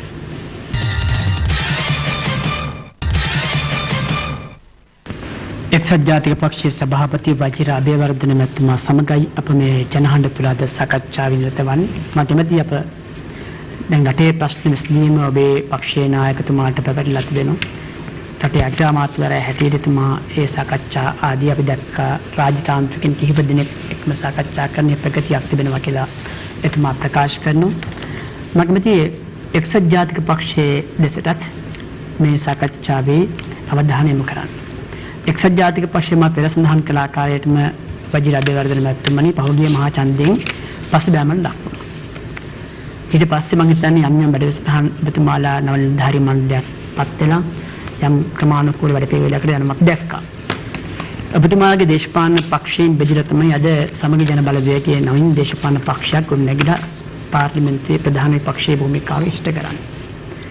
දැන් අග්‍රාමාත්‍ය ධූරයේ තමන්ගේ පක්ෂයේ නායකයා පත්වලා ඉද්දී එක්සත් ජාතික පක්ෂයේ අනාගතයේ පිළිබඳව යම් සැලසුම් සහගත වැඩ පිළිවෙලක් ක්‍රියාත්මක කරන්න අධිදන් කරන්න තිබෙනවද කොහොමද වැඩ පිළිවෙල සකස් කරන්නේ? මම හිතන්නේ මේ ජාතික ව්‍යසනයේ තිබෙන අවස්ථාවේ එක පැත්තකින් ඒ සඳහා ප්‍රමුඛත්වය දීලා අපි ක්‍රියා කරමින් සිටිනවා. එක්සත් ජාතික පක්ෂයේ දේශපාලන පක්ෂයක් හැටියට අපේ ක්‍රියාවලිය අපේ තරුණ පරම්පරාව මේ පක්ෂයට යොමු කර ගැනීම අපිට අලුත් මූණු අලුත් දක්ෂ උගත් බුද්ධිමත් ශාස්ත්‍රවල ඉන්න පුජ්‍යලයන් මේ පක්ෂයට එකතු කර ගැනීම ඒ ක්‍රියාවලිය අපි වෙනම ක්‍රියා කරමින් ඉන්නවා. නමුත් මේ වෙලාවේ එක්සත් ජාතික පක්ෂයේ දේශපාලන ක්‍රියාවලියත් අපි කරන්න හිතාගෙන හිටපු සැලසුම් වෙනස් කරමින් වර්තමානයේ මහ ජනතාවයි අවසානයේ ප්‍රධාන වක්කීවිත පුජ්‍යලයන්. එතකොට මේ මහ ජනතාවගේ අදහස් සුදාස් ඔස්සේ එක්සත් ජාතික පක්ෂයේ නව භාවිතය ගමන් කරමින් සිටිනවා. හැබැයි මෙතන රනිල් වික්‍රමසිංහ මහත්මයාගේ භූමිකාව සම්පූර්ණයෙන් වෙනස්. ඒ මතක තබා ගත යුතුයි. එතුමා ජාතික නායකත්වයක් ජාතියට මහා සෙවණ දෙන වෘක්ෂයක්. ඒ වෘක්ෂය වෙනම වගකීමක් එතුමා සතුව තිබෙනවා. ඒ නිසානේ තනි ආසනයක් අගමැති වෙලා හිස් භාණ්ඩාගාරයකුයි රුපියලුත් නැති ඩොලරුත් නැති ඉලක්කයක් බාරගන්නේ. ඉතින් ඒ එතුමාගේ වගකීම වෙනස්, එක්සත් ජාතික පක්ෂයේ වගකීම වෙනස්. එතකොට මේ කරුණු දෙක වෙන වෙනම වගකීම් යුතුව තිබෙනවා. මට 100,000ක් විශ්වාසයි රනිල් වික්‍රමසිංහ මහත්මයා අනාගත පරම්පරාව ආසියාවේ ඔසවලා තබයි. ඒ ගැන කිසිම සැකයක් තියාගන්න එපා. එතුමාට සියලු දෙනා සහයෝගය දෙන්න. පාට අමතක කරන්න. මේ ආසියාවේ ඉහළ තැනක ඔසවලා තියයි ශ්‍රී ලංකාව. ලෝකයේ ඉහළ තැනක එතුමා ඔසවලා තියයි. පටු දේශපාලන කාරණා වලින් මිදෙන්න සියලු දෙනා. පාට කණ්ණාඩි ඔක්කොම අමතක කරන්න. අපි මේ රට ඔසවලා තැබීම සඳහා ක්‍රියා කළ යුතුයි. ඒ ක්‍රියාවලියේදී එක්සත් ජාතික පක්ෂයේ ක්‍රියාවලිය වෙනස් ආකාරයකින් වෙනස් භූමිකාවකින් ක්‍රියාත්මක කරමින් සිටින අවස්ථාවක්. පරණ එක්සත් ජාතික පක්ෂය ඉස්සරහට ගෙනියන්න බෑ. අලුත් පරම්පරාව සමග අලුත් එක්සත් ජාතික පක්ෂයක් ඔබට දායාද කරයි, දායාද වෙයි. ඒ වගකීම අපි සතුවත් තිබෙනවා. අපි ඒක ක්‍රියාත්මක කරමින් සිටිනවා. අතන මම දැක්කම අපි ගත්තොත් නව අග්‍රාමාත්‍යතුමාට සහාය ලබා දීම සම්බන්ධ ලිපි කිහිපයක් හෝමාරුණාන දේශපාලන පක්ෂ නායකයින්ට අග්‍රාමාත්‍යතුමා ආරාධනය කළා මේ නිර්පාක්ෂික කියන අදහස ඉදිරිපත් කරේ නිර්පාක්ෂික ආණ්ඩුවක් කියන මේ ශීර්ෂ පාර්ටිය ඔස්සේ යොමු කළා ලිපි කිහිපයක් ඒවට ප්‍රතිචාර ලබා දුන්නා විපක්ෂ නායකතුමා සහ වෙනත් දේශපාලන පක්ෂ මම දැක්කා පාටලී චම්පික නායකතුමත් ආදී සඳහා ප්‍රතිචාර ලබා දීලා තියෙනවා යම් කාරණා කිහිපයක් මතු කළා තිබෙනවා වැඩ පිළිවෙලක් ක්‍රියාත්මක කරන්න උන්ගේ සහාය ලබා දෙන කාලයක් අරන් තිබෙනවා. දැන් මේ සමහර දේශපාලන පක්ෂ යම් ඉල්ලීම් නැත්නම් කොන්දේසි පනවන ස්වභාවයක් දක්නට ලැබෙනවා. මම දැක්කද ජනතා විමුක්ති පෙරමුණ නැත්නම් ජාතික ජනබලවේගයේ මාධ්‍ය සාකච්ඡාවේදී විජිත හේරත්කර මන්ත්‍රීතුමා ප්‍රකාශ කළ තාමත් හරි වැඩ පිළිවෙලක් ඉදිරිපත් කළා නැහැ නව අග්‍රාමාත්‍යවරයා කියලා. ඉතින් මෙහිම සැක සංකා මතයි අනිත් දේශපාලන ප්‍රවාහයන් ක්‍රියාත්මක කරන්නේ මේ සැක සංකා දුරු කරන්න කොහොමද? මම හිතන්නේ අගමැති ධූරේ දියුරුම් දීලා පැය 72ක් යනකොට තරුණ වැඩිහිටි මහලු දේශපාලන පක්ෂ සියලු දෙනා අභිවාදයෙන් එතුමාට අවස්ථාව ලබා දෙමින් සිටිනවා. ඒ වගේම එතුමාව පිළිගනිමින් සිටිනවා. ඒ වගේම මේ රටේ සමස්ත වෘත්තීය සමිති ව්‍යාපාරය මම හිතනවා රටට ආදරයක් තියෙනවා නම් තමන්ගේ ඊළඟ දරු පරම්පරාවට ආදරයක් තියෙනවා නම් කවුරුත් කල්පනාවෙන් ක්‍රියා කළ යුතු මොහොතක්. එතකොට මෙවැනි අවස්ථාවක ඔබ කියනවා වගේ විවිධ දේශපාලන පක්ෂවල මතදරන අය තමන්ට විසඳුම් තියෙනවා නම් ඇයි එක මේසයකට දැම්මම හොඳයිනේ. එතකොට අලුත් රටක් ගොඩනැගීනේ. මේ ආසියාවේ බල සම්පන්න රටක් හැටියට ශ්‍රී ලංකාව නැගිටිනේ. ලෝකේ බල සම්පන්න රටක් හැටියට නැගිටිනේ. ඒකට මට මතකයි පසුගිය 20 21 වර්ෂවල මම කියනවා මේ රටේ ශක්තිමත් නායකයන්ට ජාත්‍යන්තරයෙන් තියෙන බලපෑම ශ්‍රී ලාංකික ප්‍රජාවට අවබෝධයක් නැහැ. ජාත්‍යන්තරේ සමහර වෙලාවට බලන්නේ ශ්‍රී ලංකාවේ පාලකයා දුර්වලයෙකු විය යුතුයි කියලා. ලෝකයේ විවිධ සංවිධාන මේ රට තුල ක්‍රියාත්මකයි. ලෝකයේ හැම රටක් තුලම ක්‍රියාත්මකයි. ඒ ලෝක බලවතුන් හැම වෙලෙම බලයි ආසියාවේ බල සම්පන්නතාවයෙන් තොර රටක් හැටියට ශ්‍රී ලංකාව පවත්වාගෙන යන්නේ. ඒකට සුදුසු නායකයෝ ඒගොල්ලන් නිර්මාණය කරයි. සොයයි. මේක ගැන මහජනයා අවදීන් ක්‍රියා කළ යුතුයි. මහජනයා කල්පනාවෙන් ඊට ඕන යම් යම් නායකයෝ ලෝකයේ බලවතුන් නිර්මාණය කරනකොට මෙයා සුදුසුද මේ වැඩේට කියලා. මෙයාට රටක් ගොඩනගන්න පුළුවන්ද කියලා. රටක් ගොඩනගන්න පුළුවන් පුරවැසියන්ට පහර දෙයි. එය විවිධ ආකාරයට පහර දෙයි. දේශීය නොදත් පිරිස් පහර දෙයි. ජාත්‍යන්තරයේ අවශ්‍යතාවයන් ඉටු කරයි. ශ්‍රී ලංකාව ආසියාවේ ලෝකේ හැමදාම දුප්පත් රටක් හැටියට තියෙයි. ඒ නිසා තමයි අපි කියන්නේ මේ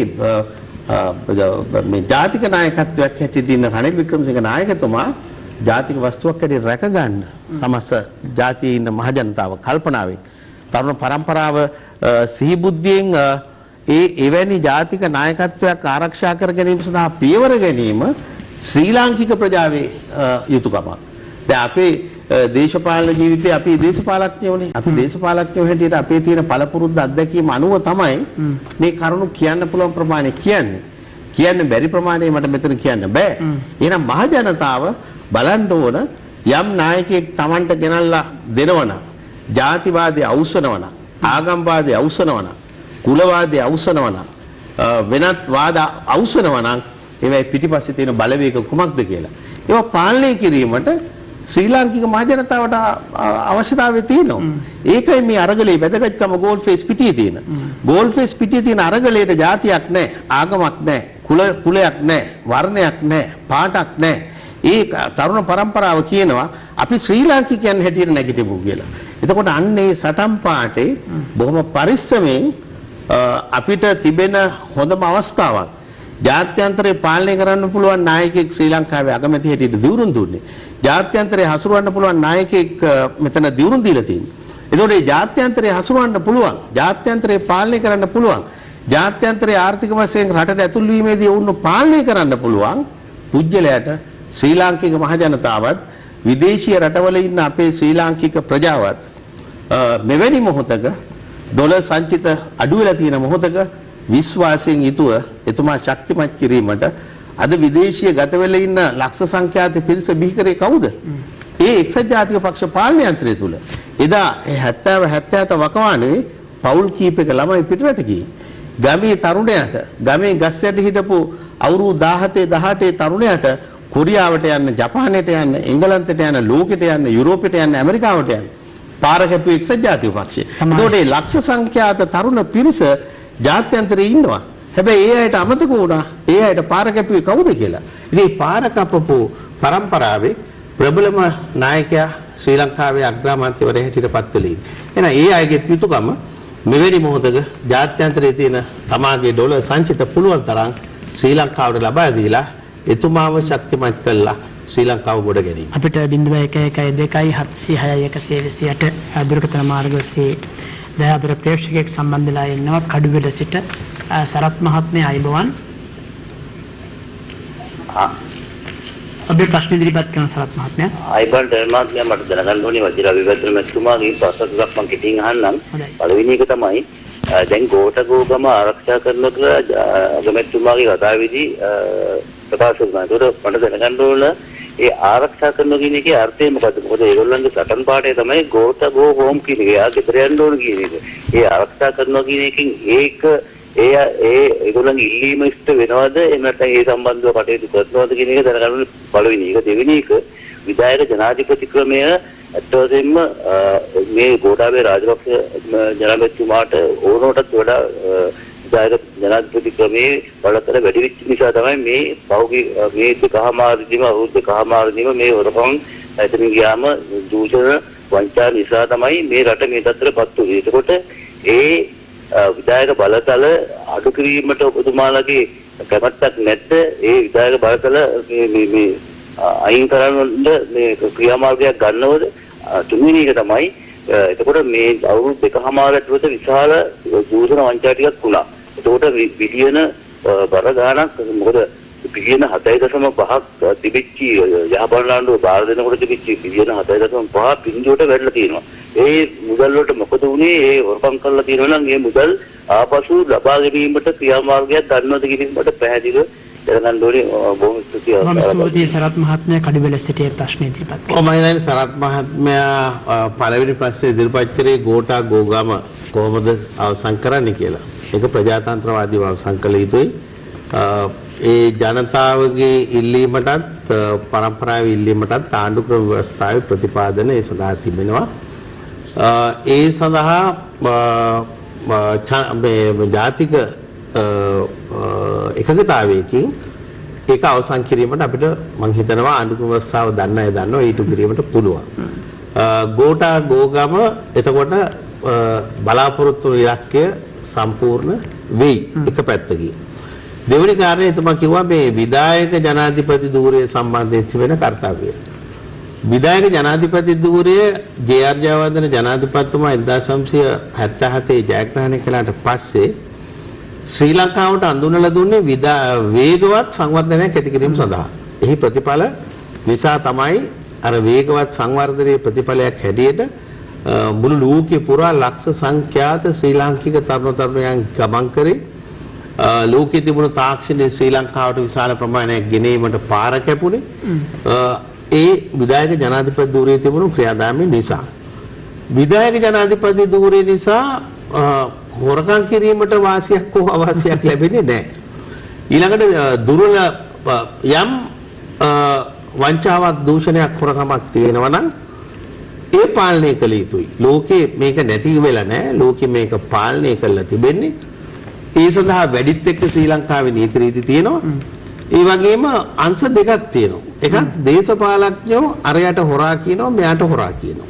ඒක එක ක්‍රියාවලියක්. ඒ කියන්නේ වෛරය ඇති කළා අරයව පරාජය කිරීමේ ක්‍රියාවලිය. දැන් මම මේක මගේ විශ්වවිද්‍යාල ජීවිතේ දැකලා තියෙනවා. මට මතකයි ඒ කාලේ අපි දවසක් ගාමිණී දිසානායක මහත්මයා හැමෝම එතුමායි ගෙදර ගියා. යාම එතුමා අපිට ජිප් රථයක් දීලා කිව්වා වජිර ඕගොල්ලෝ ගිහිල්ලා අර පිටකොටුවේ ස්ටේෂන් එක ළඟ බල්ලෙන්න මේ ඇපල් කරත්ත වගේක් තියෙනවා බල්ලෙන්න කියලා.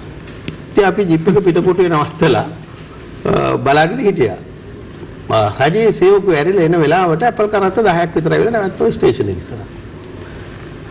දැන් ඇපල් කරත්ත වල හිටපු මිනිස්සු කෑ ගහන්න පටන් ගත්තා අර සෙනගේනෝ දැක්කහම. ඇපල් උඩ දානවා මේ අතින් අර අතින් අල්ලනවා. මිනිස්සු කෑ ගහ කියනවා මේ ගාමිණීගේ වත්තේ ඇපල් ලාභයි කියලා. ඒකම කියනවා මේ ඕස්ට්‍රේලියාවේ වත්තේ ඇපල් ලාභයි කියලා. බලන්න ඉතින් අපි ඇවිල්ලා කිව්වා මෙන්න මෙහෙම දෙයක් සිදු වෙනවා කියලා. පසු කාලිනව මට දැනගන්න ලැබුණේ මේ ඇපල් කරත් ඔක්කොටම ගහලා එලෙවුවා කියලා.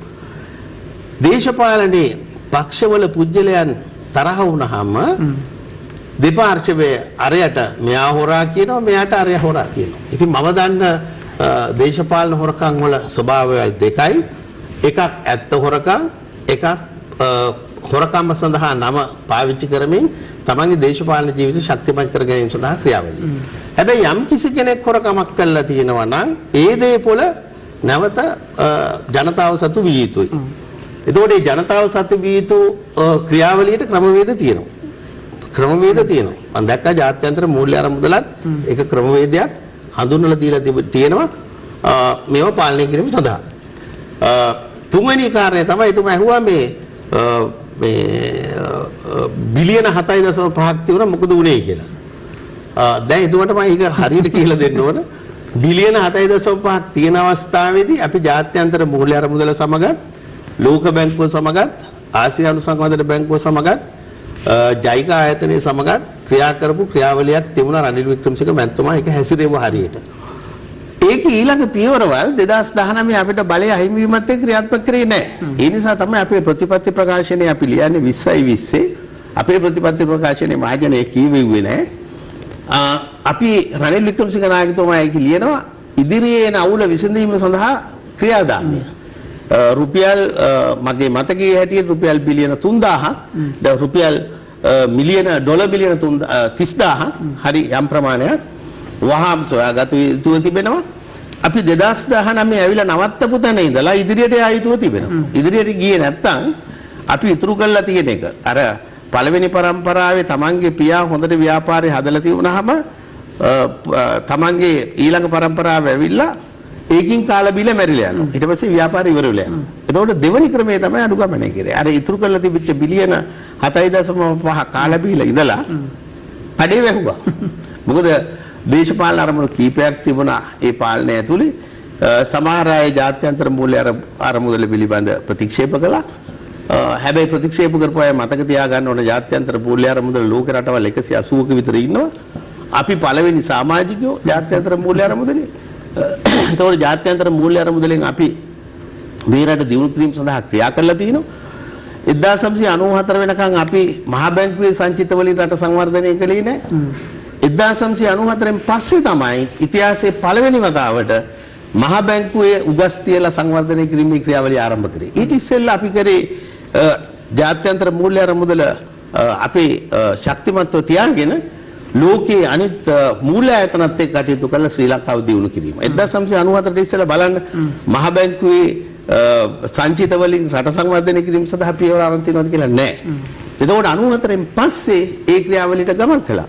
ඒ නිසා මම හිතනවා විධායක ජනාධිපති ධූරයේ බලතල අඩු කරනවද නැද්ද කුමක්ද කියන එක දැන් මේ අවුරුදු 1994 ඉඳලා මේක කතා කරනවා.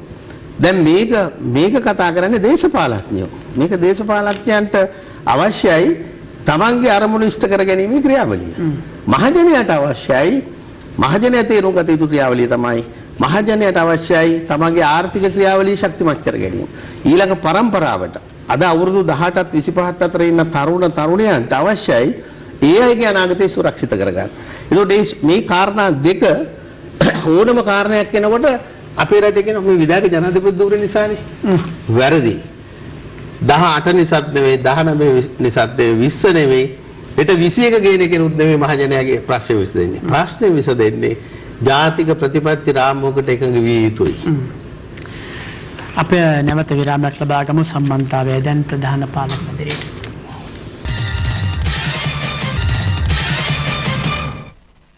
එක්සත් ජාතික පක්ෂයේ සභාපති වජිර අබේවර්ධන මහත්මයා සමග සාකච්ඡා කරන්න ඔබතුමා අර කලින් ප්‍රශ්නෙට උත්තර දෙන අතරේ මේ කලින් මගේ ප්‍රශ්න වලත් දැන් අර ව්‍යවස්ථා සංශෝධනය සම්බන්ධයෙන් කතා කරද්දී ඔබතුමා කියන්නේ ජාතික ප්‍රතිපත්ති රාමුව වැදගත් එක හරි. ජනතාවට දැන් තියෙන ප්‍රශ්න විසඳාගත යුතුයි. නමුත් මහජන ඉල්ලීමක් කලක සිට තිබෙනවා මේ විධායක ජනාධිපති ධූරයේ තියෙන බලතල වැඩි කියන අදහස. ඒ වගේම දැන් වර්තමාන ජනාධිපතිවරයාට විසිබෙන සංශෝධන හරහා විශාල බලයක් එමත් එක්ක ඔහු අසාර්ථක බව ජනතාව හමුවේ දැන් සපත වෙලා තිබෙනවා. මේ තත්ත්වයට නමුත් ඔබතුමාගේ කතාවෙන් මට සාමාන්‍යයෙන් බලන් ඉන්න කෙනෙක්ටත් මෙතන ඉන්න මට තේරුනේ ඔබතුමාලා තවදුරටත් මේ සමාජයේ තියෙන මතය එහෙම නැත්නම් මේ ජනාධිපතිවරයාව ආරක්ෂා කිරීමේ ක්‍රියාදාමයේ එක්සත් ජාතික පක්ෂයේ සහ එක්සත් ජාතික පක්ෂයේ නායකතුමා අග්‍රාමාත්‍යවරය ලබාගෙන කරනවාද කියන සැකය මෙතන ඉන්න මටත් ඇති වුණා. ඔබතුමාගෙන් දැලි මං අහනවා මේ කරන්නේ රාජපක්ෂවරු ආරක්ෂා කිරීමක්ද කියලා. අපි පෙරදිලා ගෙදර ගියා. රනිල් වික්‍රමසිංහ නායකතුමාත් පෙරදිලා ගෙදර ගියා. එතකොට අපි නෙමෙයි රාජපක්ෂලා ආරක්ෂා කරේ 69 ලක්ෂයක් මහජනතාව 69 ලක්ෂයක් මහජනතාව අපිව ගෙදර ඇරලා රාජපක්ෂලව ආරක්ෂා කළා. එතකොට අපි 2015 ජනවාරි 8 වෙනිදා බලය ලැබුණාම මට අද මෙතෙන්ට අරන් එන්න බැරුණා. මම ඕන වෙන දවසක අරන් එන්න. විවිධ චෝදනා අදහස් තිබිච්ච ඒවා පරීක්ෂා කළා. පරීක්ෂණ 500 ගණනක් සම්පූර්ණ කරලා තිබෙනවා යම් කාරණා. එයින් විශාල ප්‍රමාණයක නඩු පවරලා තියෙනවා. ඉතිහාසයේ කවදද රාජපක්ෂලා හිරේ දැම්මේ? රාජපක්ෂලා හිරේ දැම්මේ රනිල් වික්‍රමසිංහනේ.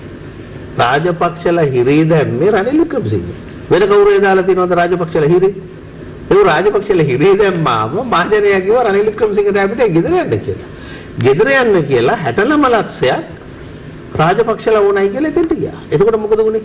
එතකොට මේව පරීක්ෂා කරපු අපේ ආණ්ඩු ක්‍රම ව්‍යවස්ථාවනෝ සුප්‍රීම මහජනතාව තීරණය කරනවා රනිල් වික්‍රමසිංහ මහත්තයා රාජපක්ෂලා හිරේ දානකොට සුප්‍රීම මහජනතාව තීරණය කරනෝ නෑ.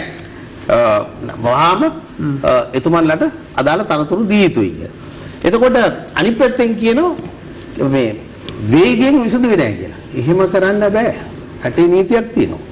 දැන් මම දැක්කා අර පොළොන්නරුවේ අහිංසක മന്ത്രിවරයා තුම්මාල් ගොඩනැගිල්ලක උඩට අරන් ගිහලා පහර දීලා සතෙකුටවත් අපිට කරන්න බැරි විදියට කකුල් දෙකෙන් ඇදගෙන ඇවිල්ලා බිමට දානවා. මම දැක්ක සමාජ මාධ්‍ය ඔස්සේ මේවා කරනවා. මම දන්න විදියට වැරදිකරුවෙකුටවත් එසේ කරන්න බෑ.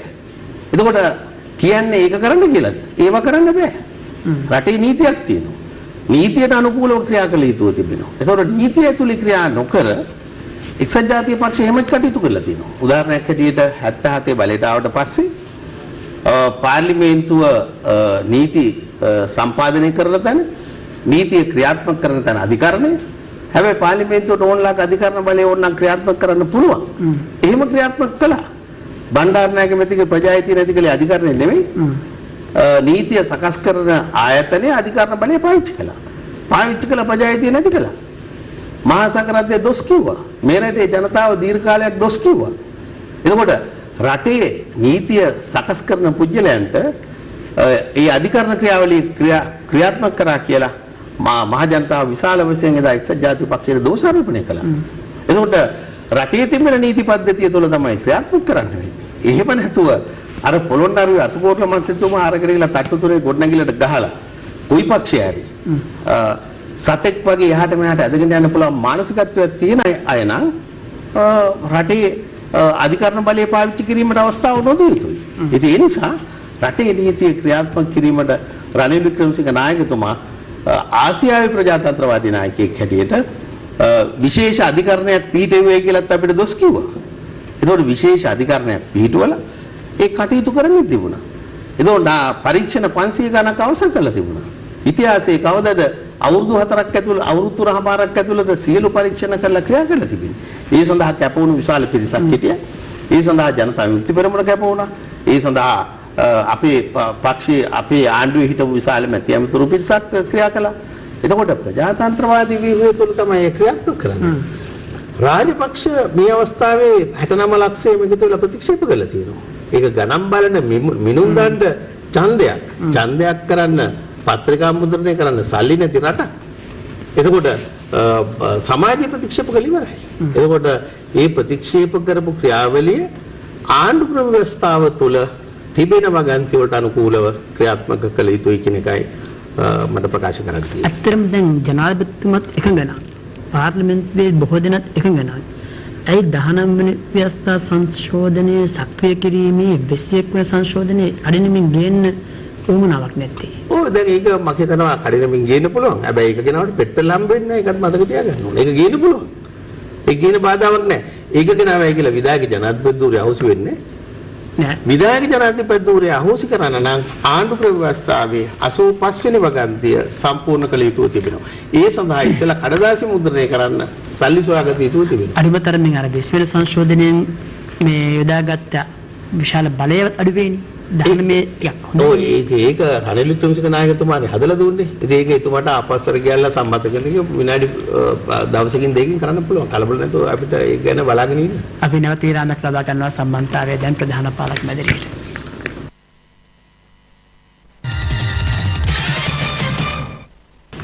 එක්සත් ජාතික පක්ෂයේ සභාපති වජිර අබේවර්ධන මැතිතුමා සමගයි අපි මේ ජනහඬ තුල අද සාකච්ඡාව ලක්වන්නේ. කවුරු කෙසේ කිව්වත් මේ ව්‍යවස්ථානුකූලව අග්‍රාමාත්‍ය ධුරේ පත් වෙලා තියෙන බව සාමාන්‍යයෙන් පේන දෙයක්. නමුත් දේශපාලන වශයෙන් අදහස් දක්වන විය දේශපාලන පක්ෂවල මාධ්‍ය හමුවලදී මේ දිනවල වර්තමාන අග්‍රාමාත්‍යතුමාගේ පත්වීම සම්බන්ධ විවිධ තර්ක ඉදිරිපත් කරන තර්ක කියන තර්කත් නෙමෙයි දේශපාලනීය කතා. මේ ජාතික ලැයිස්තු මන්ත්‍රී ධූරයක් අරගෙන පස්ස දොරෙන් ඇවිල්ලා මේ අග්‍රාමාත්‍ය ධූර අරගන්තා කියලා විශාල වශයෙන් ഘോഷාවක් එනවා. දැන් ඒක ව්‍යවස්ථානුකූල බව අගමැතිතුමා පත් වෙන හැටි ඔබතුමා පැහැදිලි කළ ආකාරයට ව්‍යවස්ථාවේ නිශ්චිතව තිබෙන දෙයක් නේ. නමුත් මේ දේශපාලන වශයෙන් මේ සමාජගත කරන කාරණා පිළිබඳව අධ්‍යක්ෂ දේශපාලඥයෙක් හැටියට ඔබතුමා යමක් කිය යුතුයි වජිර බර්ධන මැතිතුමනි. ඔබ මම හිතන්නේ මම දැක්කා මට ඇහුණා කියනවා රනිල් වික්‍රමසිංහ මැතිතුමා පස්ස දොරෙන් ආවා කියලා. මම හිතන්නේ ආණ්ඩු ව්‍යවස්ථාවේ තියෙනවා මැතිවරණයකින් පාර්ලිමේන්තුවට තේරීපත් වෙන මන්ත්‍රී සංඛ්‍යාව මේ කියන්නේ දිස්ත්‍රික්කවල තේරීපත් වෙන මන්ත්‍රී සංඛ්‍යාව 196ක් වේ. ඉතිරි සංඛ්‍යාව තේරීපත් වෙන්නේ ඒ දේශපාලන පක්ෂවල ජාතික වැදගත්කමකින් යුත් පුජ්‍යලයන් පත් කර ගැනීම සඳහා. ඒ කියන්නේ මැතිවරණ රාමුව තුළින් පාර්ලිමේන්තුවට ඇතුළත් වෙනවා හැකි. හැබැයි ජාතික වශයෙන් වැදගත්. ඒ කියන්නේ රටක පැවැත්මට වැදගත් ජාතික නායකත්වයන්ට එන්න තිබෙන පාරක් හැටියට අනුග්‍රහ ව්‍යවස්ථාවේ මේක සඳහන් කරලා තිබෙනවා. දැන් ඒ අනුව විවිධ වකවාණු වල ජාතික ලැයිස්තුව විවිධාකාරයට පාවිච්චි කරලා තිබෙනවා. විවිධ නායකයන්. ඒක තව පැත්තක්. හැබැයි ජාතික වශයෙන් වැදගත් පුජ්‍යලයන්ට එන්න තියෙන මාවතක්. එතකොට එක්සත් ජාතික පක්ෂේ එක ආසනයයි ජාතික වැදගත්කමකින් යුත් පුජ්‍යලයා එක්සත් ජාතික පක්ෂයේ ඒකමතිකව තීරණය කරනවා රනිල් වික්‍රමසිංහ මැතිතුමා ඒ සඳහා යා යුතුයි කියලා. ජාතික වශයෙන් වැදගත් නිසා එවන්නේ. ජාතික වශයෙන් වැදගත් නිසා අපි ඔක්කොම එකතු වෙලා කියන ඔබතුමා වහම පාර්ලිමේන්තුව කියලා නියෝජනය කරන්න කියලා. ඒක අපේ යුතුයකම. එතකොට ජාතික වැදගත්කමකින් වැදගත් නොවන පුජ්‍යලෙනුත් ඇතුළු වෙන අවස්ථා තිබෙනවා. ඒ ගැන මම පිළිගන්නවා. අත්ත වශයෙන් දේශපාලන නොදන්න අය සමාජ කියනවා පස්ස දොරෙන් කියන්නේ. පස්ස දොරෙන් ආපු අය තමයි බහුතර වැඩි පිරිසක් ඉන්නේ. ඒ කියන්නේ ජාතික ලැයිස්තුවෙන් එක පස්ස දොරෙන් නම් පාර්ලිමේන්තුවෙන් අදලත් තියෙන 29 දෙනෙක් ඇවිල්ලා තියෙන පස්ස දොරෙන්. ඒ කියන තර්කය හරියට. ඔව් ඒක වැරදි. හරි මම දැන් ආද්‍ය හමුව දැක්කේ උදවියත් ඊට කලින් ජාතික ලැයිස්තු මන්ත්‍රී දුර අරගෙන දැන් ඡන්දෙන් ආවට ඊට පස්සේ මන්ත්‍රී දුර හොස් වෙලා නැවත ජාතික ලැයිස්තුවෙන් පත් වීම ලැබුව උදවිය තමයි මේ මාධ්‍යම වල ඒ අදහස් ඉදිරිපත් කරනමුත් ඒ පරණත දේශපාලඥයෝ නමුත් මේ වෙලාවේදී සමාජයේ හරි දේ දිය යුතුයි කියලායි මම විශ්වාස කරන්නේ. මොකද ඔබතුමාත් මාසමක් වෙනවා ඇති. අනිවාර්යයෙන් ජාතික ලැයිස්තුවක් දීලා තියෙන්නේ අත වශයෙන් අනාගතයේ මේ මනාප ක්‍රමයක් ජේ.ආර්. ජයවර්ධන මැතිතුමා අඳුනලා දුන්නේ නැහනේ. මේ වැරදි මනාප ක්‍රමයක් අඳුනලා දුන්නේ 1988න් පස්සේ. දැන් බලන්න කොච්චර වාද විවාද වලට ආවහම මම දකින්න දේශපාලඥයෝ කියනවා ජේ.ආර්. ජයවර්ධන මහත්තයා මනාප අඳුනලා දුන්නා කියලා. ජේ.ආර්. ජයවර්ධන මහත්තයා මනාප අඳුනලා දුන්නේ නැහැ. හොඳට මතක තබා ගන්න ඕනේ ශ්‍රී ලාංකික ජනතාව. ජේ.ආර්. ජයවර්ධන මහත්තයා නෙවෙයි මනාප අඳුනලා දුන්නේ. ඒ 1988 දී අපේ හිටපු නායකයෝ කල්පනා කරා මනාප තුනක් ඇති කළ යුතුයි කියලා. මං හිතනවා ඒක වෙනස් විය යුතුයි කියලා. මොකද තිබුණු ක්‍රමය තමයි පක්ෂයට ඡන්ද දෙනවා. ලැයිස්තුවේ ඉන්න 1 2 3 4 5 තේරිලාපත් වෙනවා. නගර සභාවේ වෙන්න පුළුවන්, පළාත් සභාවේ වෙන්න පුළුවන්, ප්‍රාදේශ සභාවේ වෙන්න පුළුවන්. ඒක තමයි තිබුණු ක්‍රමය 78 අනුග්‍රහ ප්‍රස්තාවය. කොහොම හරි පසු කාලීනව මනාප තුනක් කතාවක් ඇති වුණා. මං හිතනවා ඒක නැති විය යුතුයි කියලා. ඒ වගේම දේශපාලන පක්ෂයෙන් පක්ෂයට මාරු වෙන එකත් මාරු වෙනකොටම මන්ත්‍රීකම නැති වෙන්න ආණ්ඩුක්‍රම ප්‍රස්තාවයේ ප්‍රතිපාදනය තිබිය යුතුයි. මොකද ජනවරමක් විකුණන්න බෑ. ජනවරමක් විකුණන්න බෑ. ජනවරම් විකුණන ක්‍රමය අහුසු කළ යුතු තිබෙනවා. ඒක රටට යහපත්. එවැනි ක්‍රියාවලියන් මම හිතනවා අනාගතේ හරි අපි වෙනස් කරගෙන ක්‍රියා කළ යුතුයි. ජාතික ලැයිස්තුවක් තියෙන්නේ ජාතික වශයෙන් වැදගත් පුජ්‍යලයන් පාර්ලිමේන්තුව නියෝජනය කරන්න. දැන් බලන්න ඒ අවස්ථාවේ එක්සත් ජාතික පක්ෂය ජාතික වශයෙන් කල්පනා කළ ජාතික නායකත්වයක් ආරක්ෂා කිරීම තුළ රටක් ජාතියක් ආරක්ෂා වෙනවා. දැන් ඔබට තේරෙයි මාස 6ක් යනකොට රටක් ජාතියක් ආරක්ෂා වෙනවා. එතකොට තේරෙයි ඒ සඳහා කැප වුණු සියලු දෙනාම කරේ හරි වැඩක් කියලා. ඉතින් අපහාස කිරීම ওই පොඩි පොඩි කාරණා සම්බන්ධයෙන් එච්චර අපි පිළිතුරු නොදිය යුතුයි. අතර මේ ජාතික ගුවන් සේවය සම්බන්ධයෙන් ඉදිරියේදී ප්‍රශ්න එන්න පුළුවන්. මොකද අද අගමැතිතුමා තමන්ගේ විශේෂ ප්‍රකාශයේ යෝජනාවක් කර සිටියා ශ්‍රී ලංකන් ගුවන් සේවය පෞද්ගලීකරණය කළ යුතුයි කියලා එතුමා යෝජනා කරනවා කියලා. එතුමා නැත්නම් නොවලහා එදී ජාතිය හමුවේ ප්‍රකාශ කළා. අනිත් කාරණාත් හංගන්න නැතුව කිව්වා වගේම. දැන් ඇයි ජාතික ගුවන් සේවය මෙහෙම ජාත්‍යන්තර වශයෙන් තරඟ කරන තැනට ශ්‍රී ලාංකික ගුවන් සමාගම ගමන් කළ යුතු තිබෙනවා. මම දැක්ක එතුමායි කතාවේ සඳහන් කරා මගේ මතකයේ හැටියට රුපියල් බිලියන 350කට ආසන්න ප්‍රමාණයක් පාඩු ලැබමින් තිබෙන ස්ථානයක්. තව වර්ෂයක බැලුවොත් තවත් බිලියන ගණනක් පාඩු ලැබමින් තිබෙන ආයතනයක්. මේවා ලෝකයේ සමග තරඟ කළ යුතුයි. අපිට හොඳ යා රූට්ස් ප්‍රමාණයක් තිබෙනවා. මේක ලෝකේ ජාත්‍යන්තරයත් සමග තරඟ කරන්න පුළුවන් කළමනාකාරීත්වයක් එක්ක ඉදිරියට යා යුතුයි. මහජනයා ජීවිතේට මම දැක්කා රනිල් වික්‍රමසිංහ අගමැතිතුමා කියනවා මේ ගුවන් යානයක ජීවිතේට වාඩි වෙච්ච නැති මිනිස්සු ගමේ අහිංසක බණ්ඩයියලා ගුණවතියක් කළා මේක නඩත්තු කරනවා. එතකොට මේ ගමේ ඉන්න අපේ අහිංසක බණ්ඩයියලා ගුණවතියක් කළා බලන්න ඕන අපි ගුවන් යාන නඩත්තු කරන්න ඕනද කියලා. මොකද ලාභ ලබන්න බැරි වුණා නම් නිදහසෙන් පස්සේ මෙපමණ කාලයක් ඒක ජාත්‍යන්තරත් එක්ක තරඟ කරන්න ඕන. ලෝකයේ අලුත් තාක්ෂණයත් එක්ක යන්න ඕන. ලෝකයේ අලුත් මැනේජ්මන්ට් සිස්ටම් එකක යන්න ඕන. එතකොට අපිට පුළුවන් ලෝකේ තරඟ කරන්න අපේ ගුවන් සමාගම. අපේ ගුවන් සමාගම ජාත්‍යන්තර මට්ටමට ගෙන යා යුතුයි. එහෙම නැතුව නිසි කළමනාකාරීත්වයක් නොමැති බව ලෝකෙ තිබෙන අලුත් කළමනාකාරීත්වයක් නොමැති ස්ථානයක පාඩු ලබ අහිංසක මිනිසුන්ව ඒ සඳහා බිල්ලට නොදිය යුතුයි. එය ලෝකයේ සමග තරඟ කරන ගුවන් සමාගමක් බවට පරිවර්තනය කළ යුතුයි. එතුමා හරි. ඇත්තටම එහෙම ගත්තාම යම් හේකින් අපේ අනිකුත් ආයතන රාජ්‍ය ආයතන පාඩු ලබනවායි කියලා. ඉදිරියේදී ඒවත් පුද්ගලීකරණය කිරීමේ ක්‍රියාදාමය යන්න සිද්ධ වුණොත් ඒක කරයිද? ඒ වැරද්ද මොකද්ද? දැන් උදාහරණයක් හැටියට ශ්‍රී ලංකා විදුලි සංදේශ දෙපාර්තමේන්තුව කොච්චර අමාරුවෙන්ද ඔක මේ ටෙලිකොම් කරේ. අද බලන්න එක්කෙනා ගතේ ටෙලිෆෝන් 10ක් විතර තියෙනවා. එතකොට පාඩු ලබන්න ඕනේ. ඔබ ව්‍යාපාරයක් කරනවා නම් පෞද්ගලික අංශේ. ඔබ පාඩු ලබන්න දෙනවද? නැහැ. ඔබ බලනවා ලාභ ලබන්න. ඔබ බලනවා පාඩුවක් තියෙනවා නම් අවම කරන්න. එතකොට මේවා පාඩු ලබ අහිංසක මිනිස්සුන්ගේ කරපිට පටවන එක වැරදි. ඒවා ලාභ ලබන ආයතන බවට පත් කරන්න ඕන. පෞද්ගලිකකරණයද රාජ්‍යද කියන එක නෙවෙයි. ඇත්තටම රාජ්‍ය හරිනම් ප්‍රධාන ව්‍යාපාරවල ඉවත් වෙන්න ඕන. ලෝකයේ ඉවත් වෙලා ඉන්නේ. ලෝකේ ප්‍රධාන ව්‍යාපාර පෞද්ගලිකාංශයට පවරලා කරන ගමන් ඒවා පාලනය කරන්න අලුත් මෙවලම් අලුත් මැනේජ්මන්ට් සිස්ටම් වල ඇතුලේ පාලනය කළ යුතු තිබෙනවා.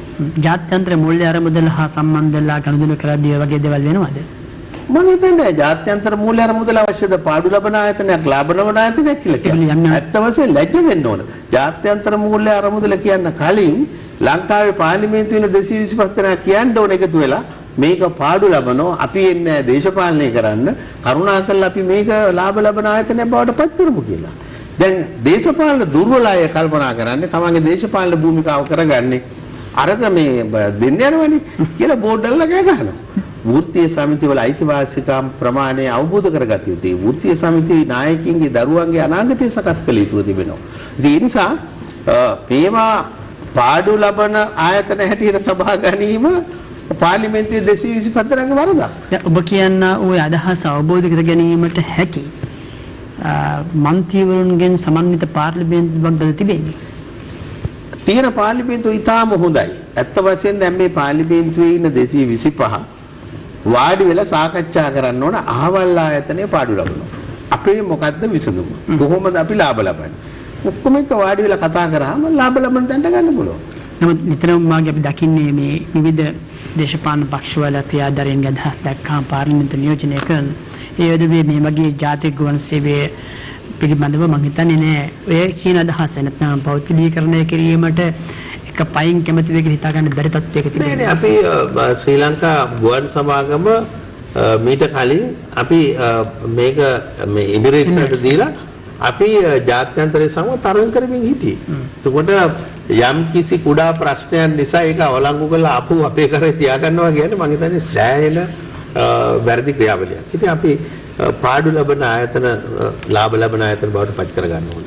හෙට පාර්ලිමේන්තුවේදී නියෝජ්‍ය කතානායක ධූරය දැන් හිස් වෙලා තිබෙන නිසා ඒකට මම දැක්කා වාර්තා වෙලා තිබෙනවා මේ සමගි ජන බලවේගයෙන් රෝහිණී කවිරත්න ගරු මන්ත්‍රීතුමිය යෝජනා කරනවා කියලා. ඒ වගේම මම දැක්කා ශ්‍රී ලංකා පොජ්ජන පෙරමුණේ මහලේකම් අපේ ගරු මන්ත්‍රීතුමා නීතිඥ සාගර කාර්යවසම් මැතිතුමා මාධ්‍යවලට කියනවා එතුමාලා අජිත් රාජපක්ෂ මන්ත්‍රීතුමාව යෝජනා කරනවා කියලා. නමුත් ඔබතුමා මේ සාකච්ඡාවේදී කිව්වා පහුගිය අවස්ථාවේදී අපිට බැරි වුණා එකඟතාවයකින් එක පුත්තිලයක් මෙතනට ගන්න කියලා. හෙට මොකක් වෙයිද? මම හිතන්නේ බෞද්ධරයේ මතයක් තිබෙනවා කාන්තාවක් නියෝජ්‍ය කතානායක ධූරයට පත් කරගත යුතුයි කියලා. පාර්ලිමේන්තුවේ සිට කාන්තාවන් සියලු දෙනා එකතු වෙලා සාකච්ඡා කළා කොයි පක්ෂකින් හරි කමක් නැහැ. කවුරු හරි එක්කෙනෙක් ඉදිරිපත් වීම තමයි මේ වෙලාවේ ජාතියට කරන ලොකුම යහපත.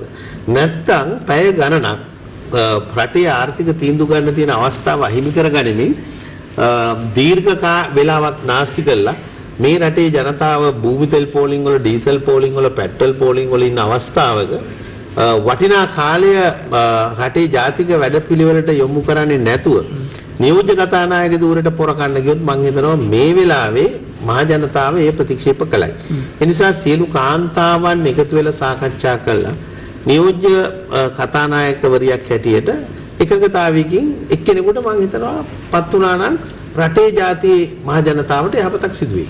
අවසාන වශයෙන් ඔබතුමා රටේ ජනතාවට දෙන්න තියෙන පණිවිඩය මොකක්ද කරන්න නැත්තම්?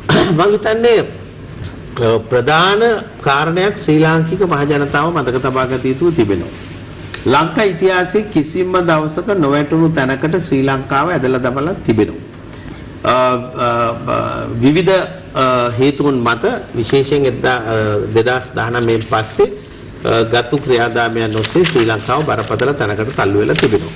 දැන් මේක අරය නිසා වුණා මෙයා නිසා වුණා අරයාගේ වැරද්ද මෙයාගේ වැරද්ද කියලා අපි පොරකන්නේ නැතුව සියලු දෙනා එකට වාඩි වෙලා ක්‍රියා කරන්න පුළුවන් තත්ත්වයක් ඇති වෙලා තිබෙනවා. රනිල් වික්‍රමසිංහ මැතිතුමා ජාතික නායකයෙක් හැටියට ඉදිරිපත් වෙලා ඉන්නේ. ඒකයි මම මගේ කතාවේ දිගින් දිගටම කිව්වේ එක්සත් ජාතික පක්ෂයත් ඒ තීරුම් ගත යුතු තිබෙනවා. ඒ අපි තීරුම් අරගෙන ඉන්නේ එක්සත් ජාතික පක්ෂයට අදාළ කාරණයක් නෙවෙයි. එන රට වැදගත්. ඒ රටට අවශ්‍ය ජාතික නායකත්වයක් අග්‍රාමාත්‍යවර හැටියට දියුණු දීලා තිබෙනවා. එවන් මොහතක පාර්ලිමේන්තුවේ 225 දෙනාම එතුමාට සහයෝගය ලබා දීලා රට ඔසවල තිබුවාම තම තමන්ගේ දේශපාලන ව්‍යාපාර කරගෙන යන්න පුළුවන්කම ලැබෙයි. රටක් නැත්තම් කාටවත් දේශපාලනය කරන්න බැරි වෙයි. මහ ජනතාව 225ම ප්‍රතික්ෂේප කරලා තියෙන අවස්ථාවක්. ඒ කියන්නේ මහ ජනතාවට තිත්ත වෙලා තියෙන්නේ මේ කණ්ඩායමේ හැසිරීම. මේ කණ්ඩායමේ ක්‍රියාදාමය. මේ කණ්ඩායමේ එකිනෙකාට කුලකා ගැනීම. එකිනෙකාට දොස් පවරා ගැනීම. අරයා හොරා මෙයා හොරා කියන සටන් පාඩෙන් මිදිලා වෛරය ක්‍රෝධය ඊර්ෂ්‍යාවෙන් මිදිලා කළ හැකි නායකත්වයක් පත් වෙලා තියෙන අවස්ථාවේ ශ්‍රී ලාංකික මහ ජනතාව අවදියෙන් එතුමා ආරක්ෂා කරගන්න ඔබේ දුව පුතා එතුමා ජාතියට ආරක්ෂා කළ දෙයි කියලා මට මගේ දේශපාලන පළපුරුද්දෙන් සමස්ත ශ්‍රී ලාංකික ජනතාවට ප්‍රකාශ කරන්න පුළුවන්. අප ස්තුතිවන්තන ඔබතුමාට ඔබතුමා කාර්ය බහුල අවස්ථාවක් අපගේ ආරාධනය පරිදි මේ සාකච්ඡා පැමිණීම සම්බන්ධව වගේම ඔබතුමාගේ ඉදිරි දේශපාලන කටයුතු සාර්ථක වෙන්නත් කියලා අප ප්‍රාර්ථනා කරනවා. හැම දිනකටම සුවදායක රාත්‍රියක් ප්‍රාර්ථනා කරමින් ජනහඬින් සුබ කරනවා.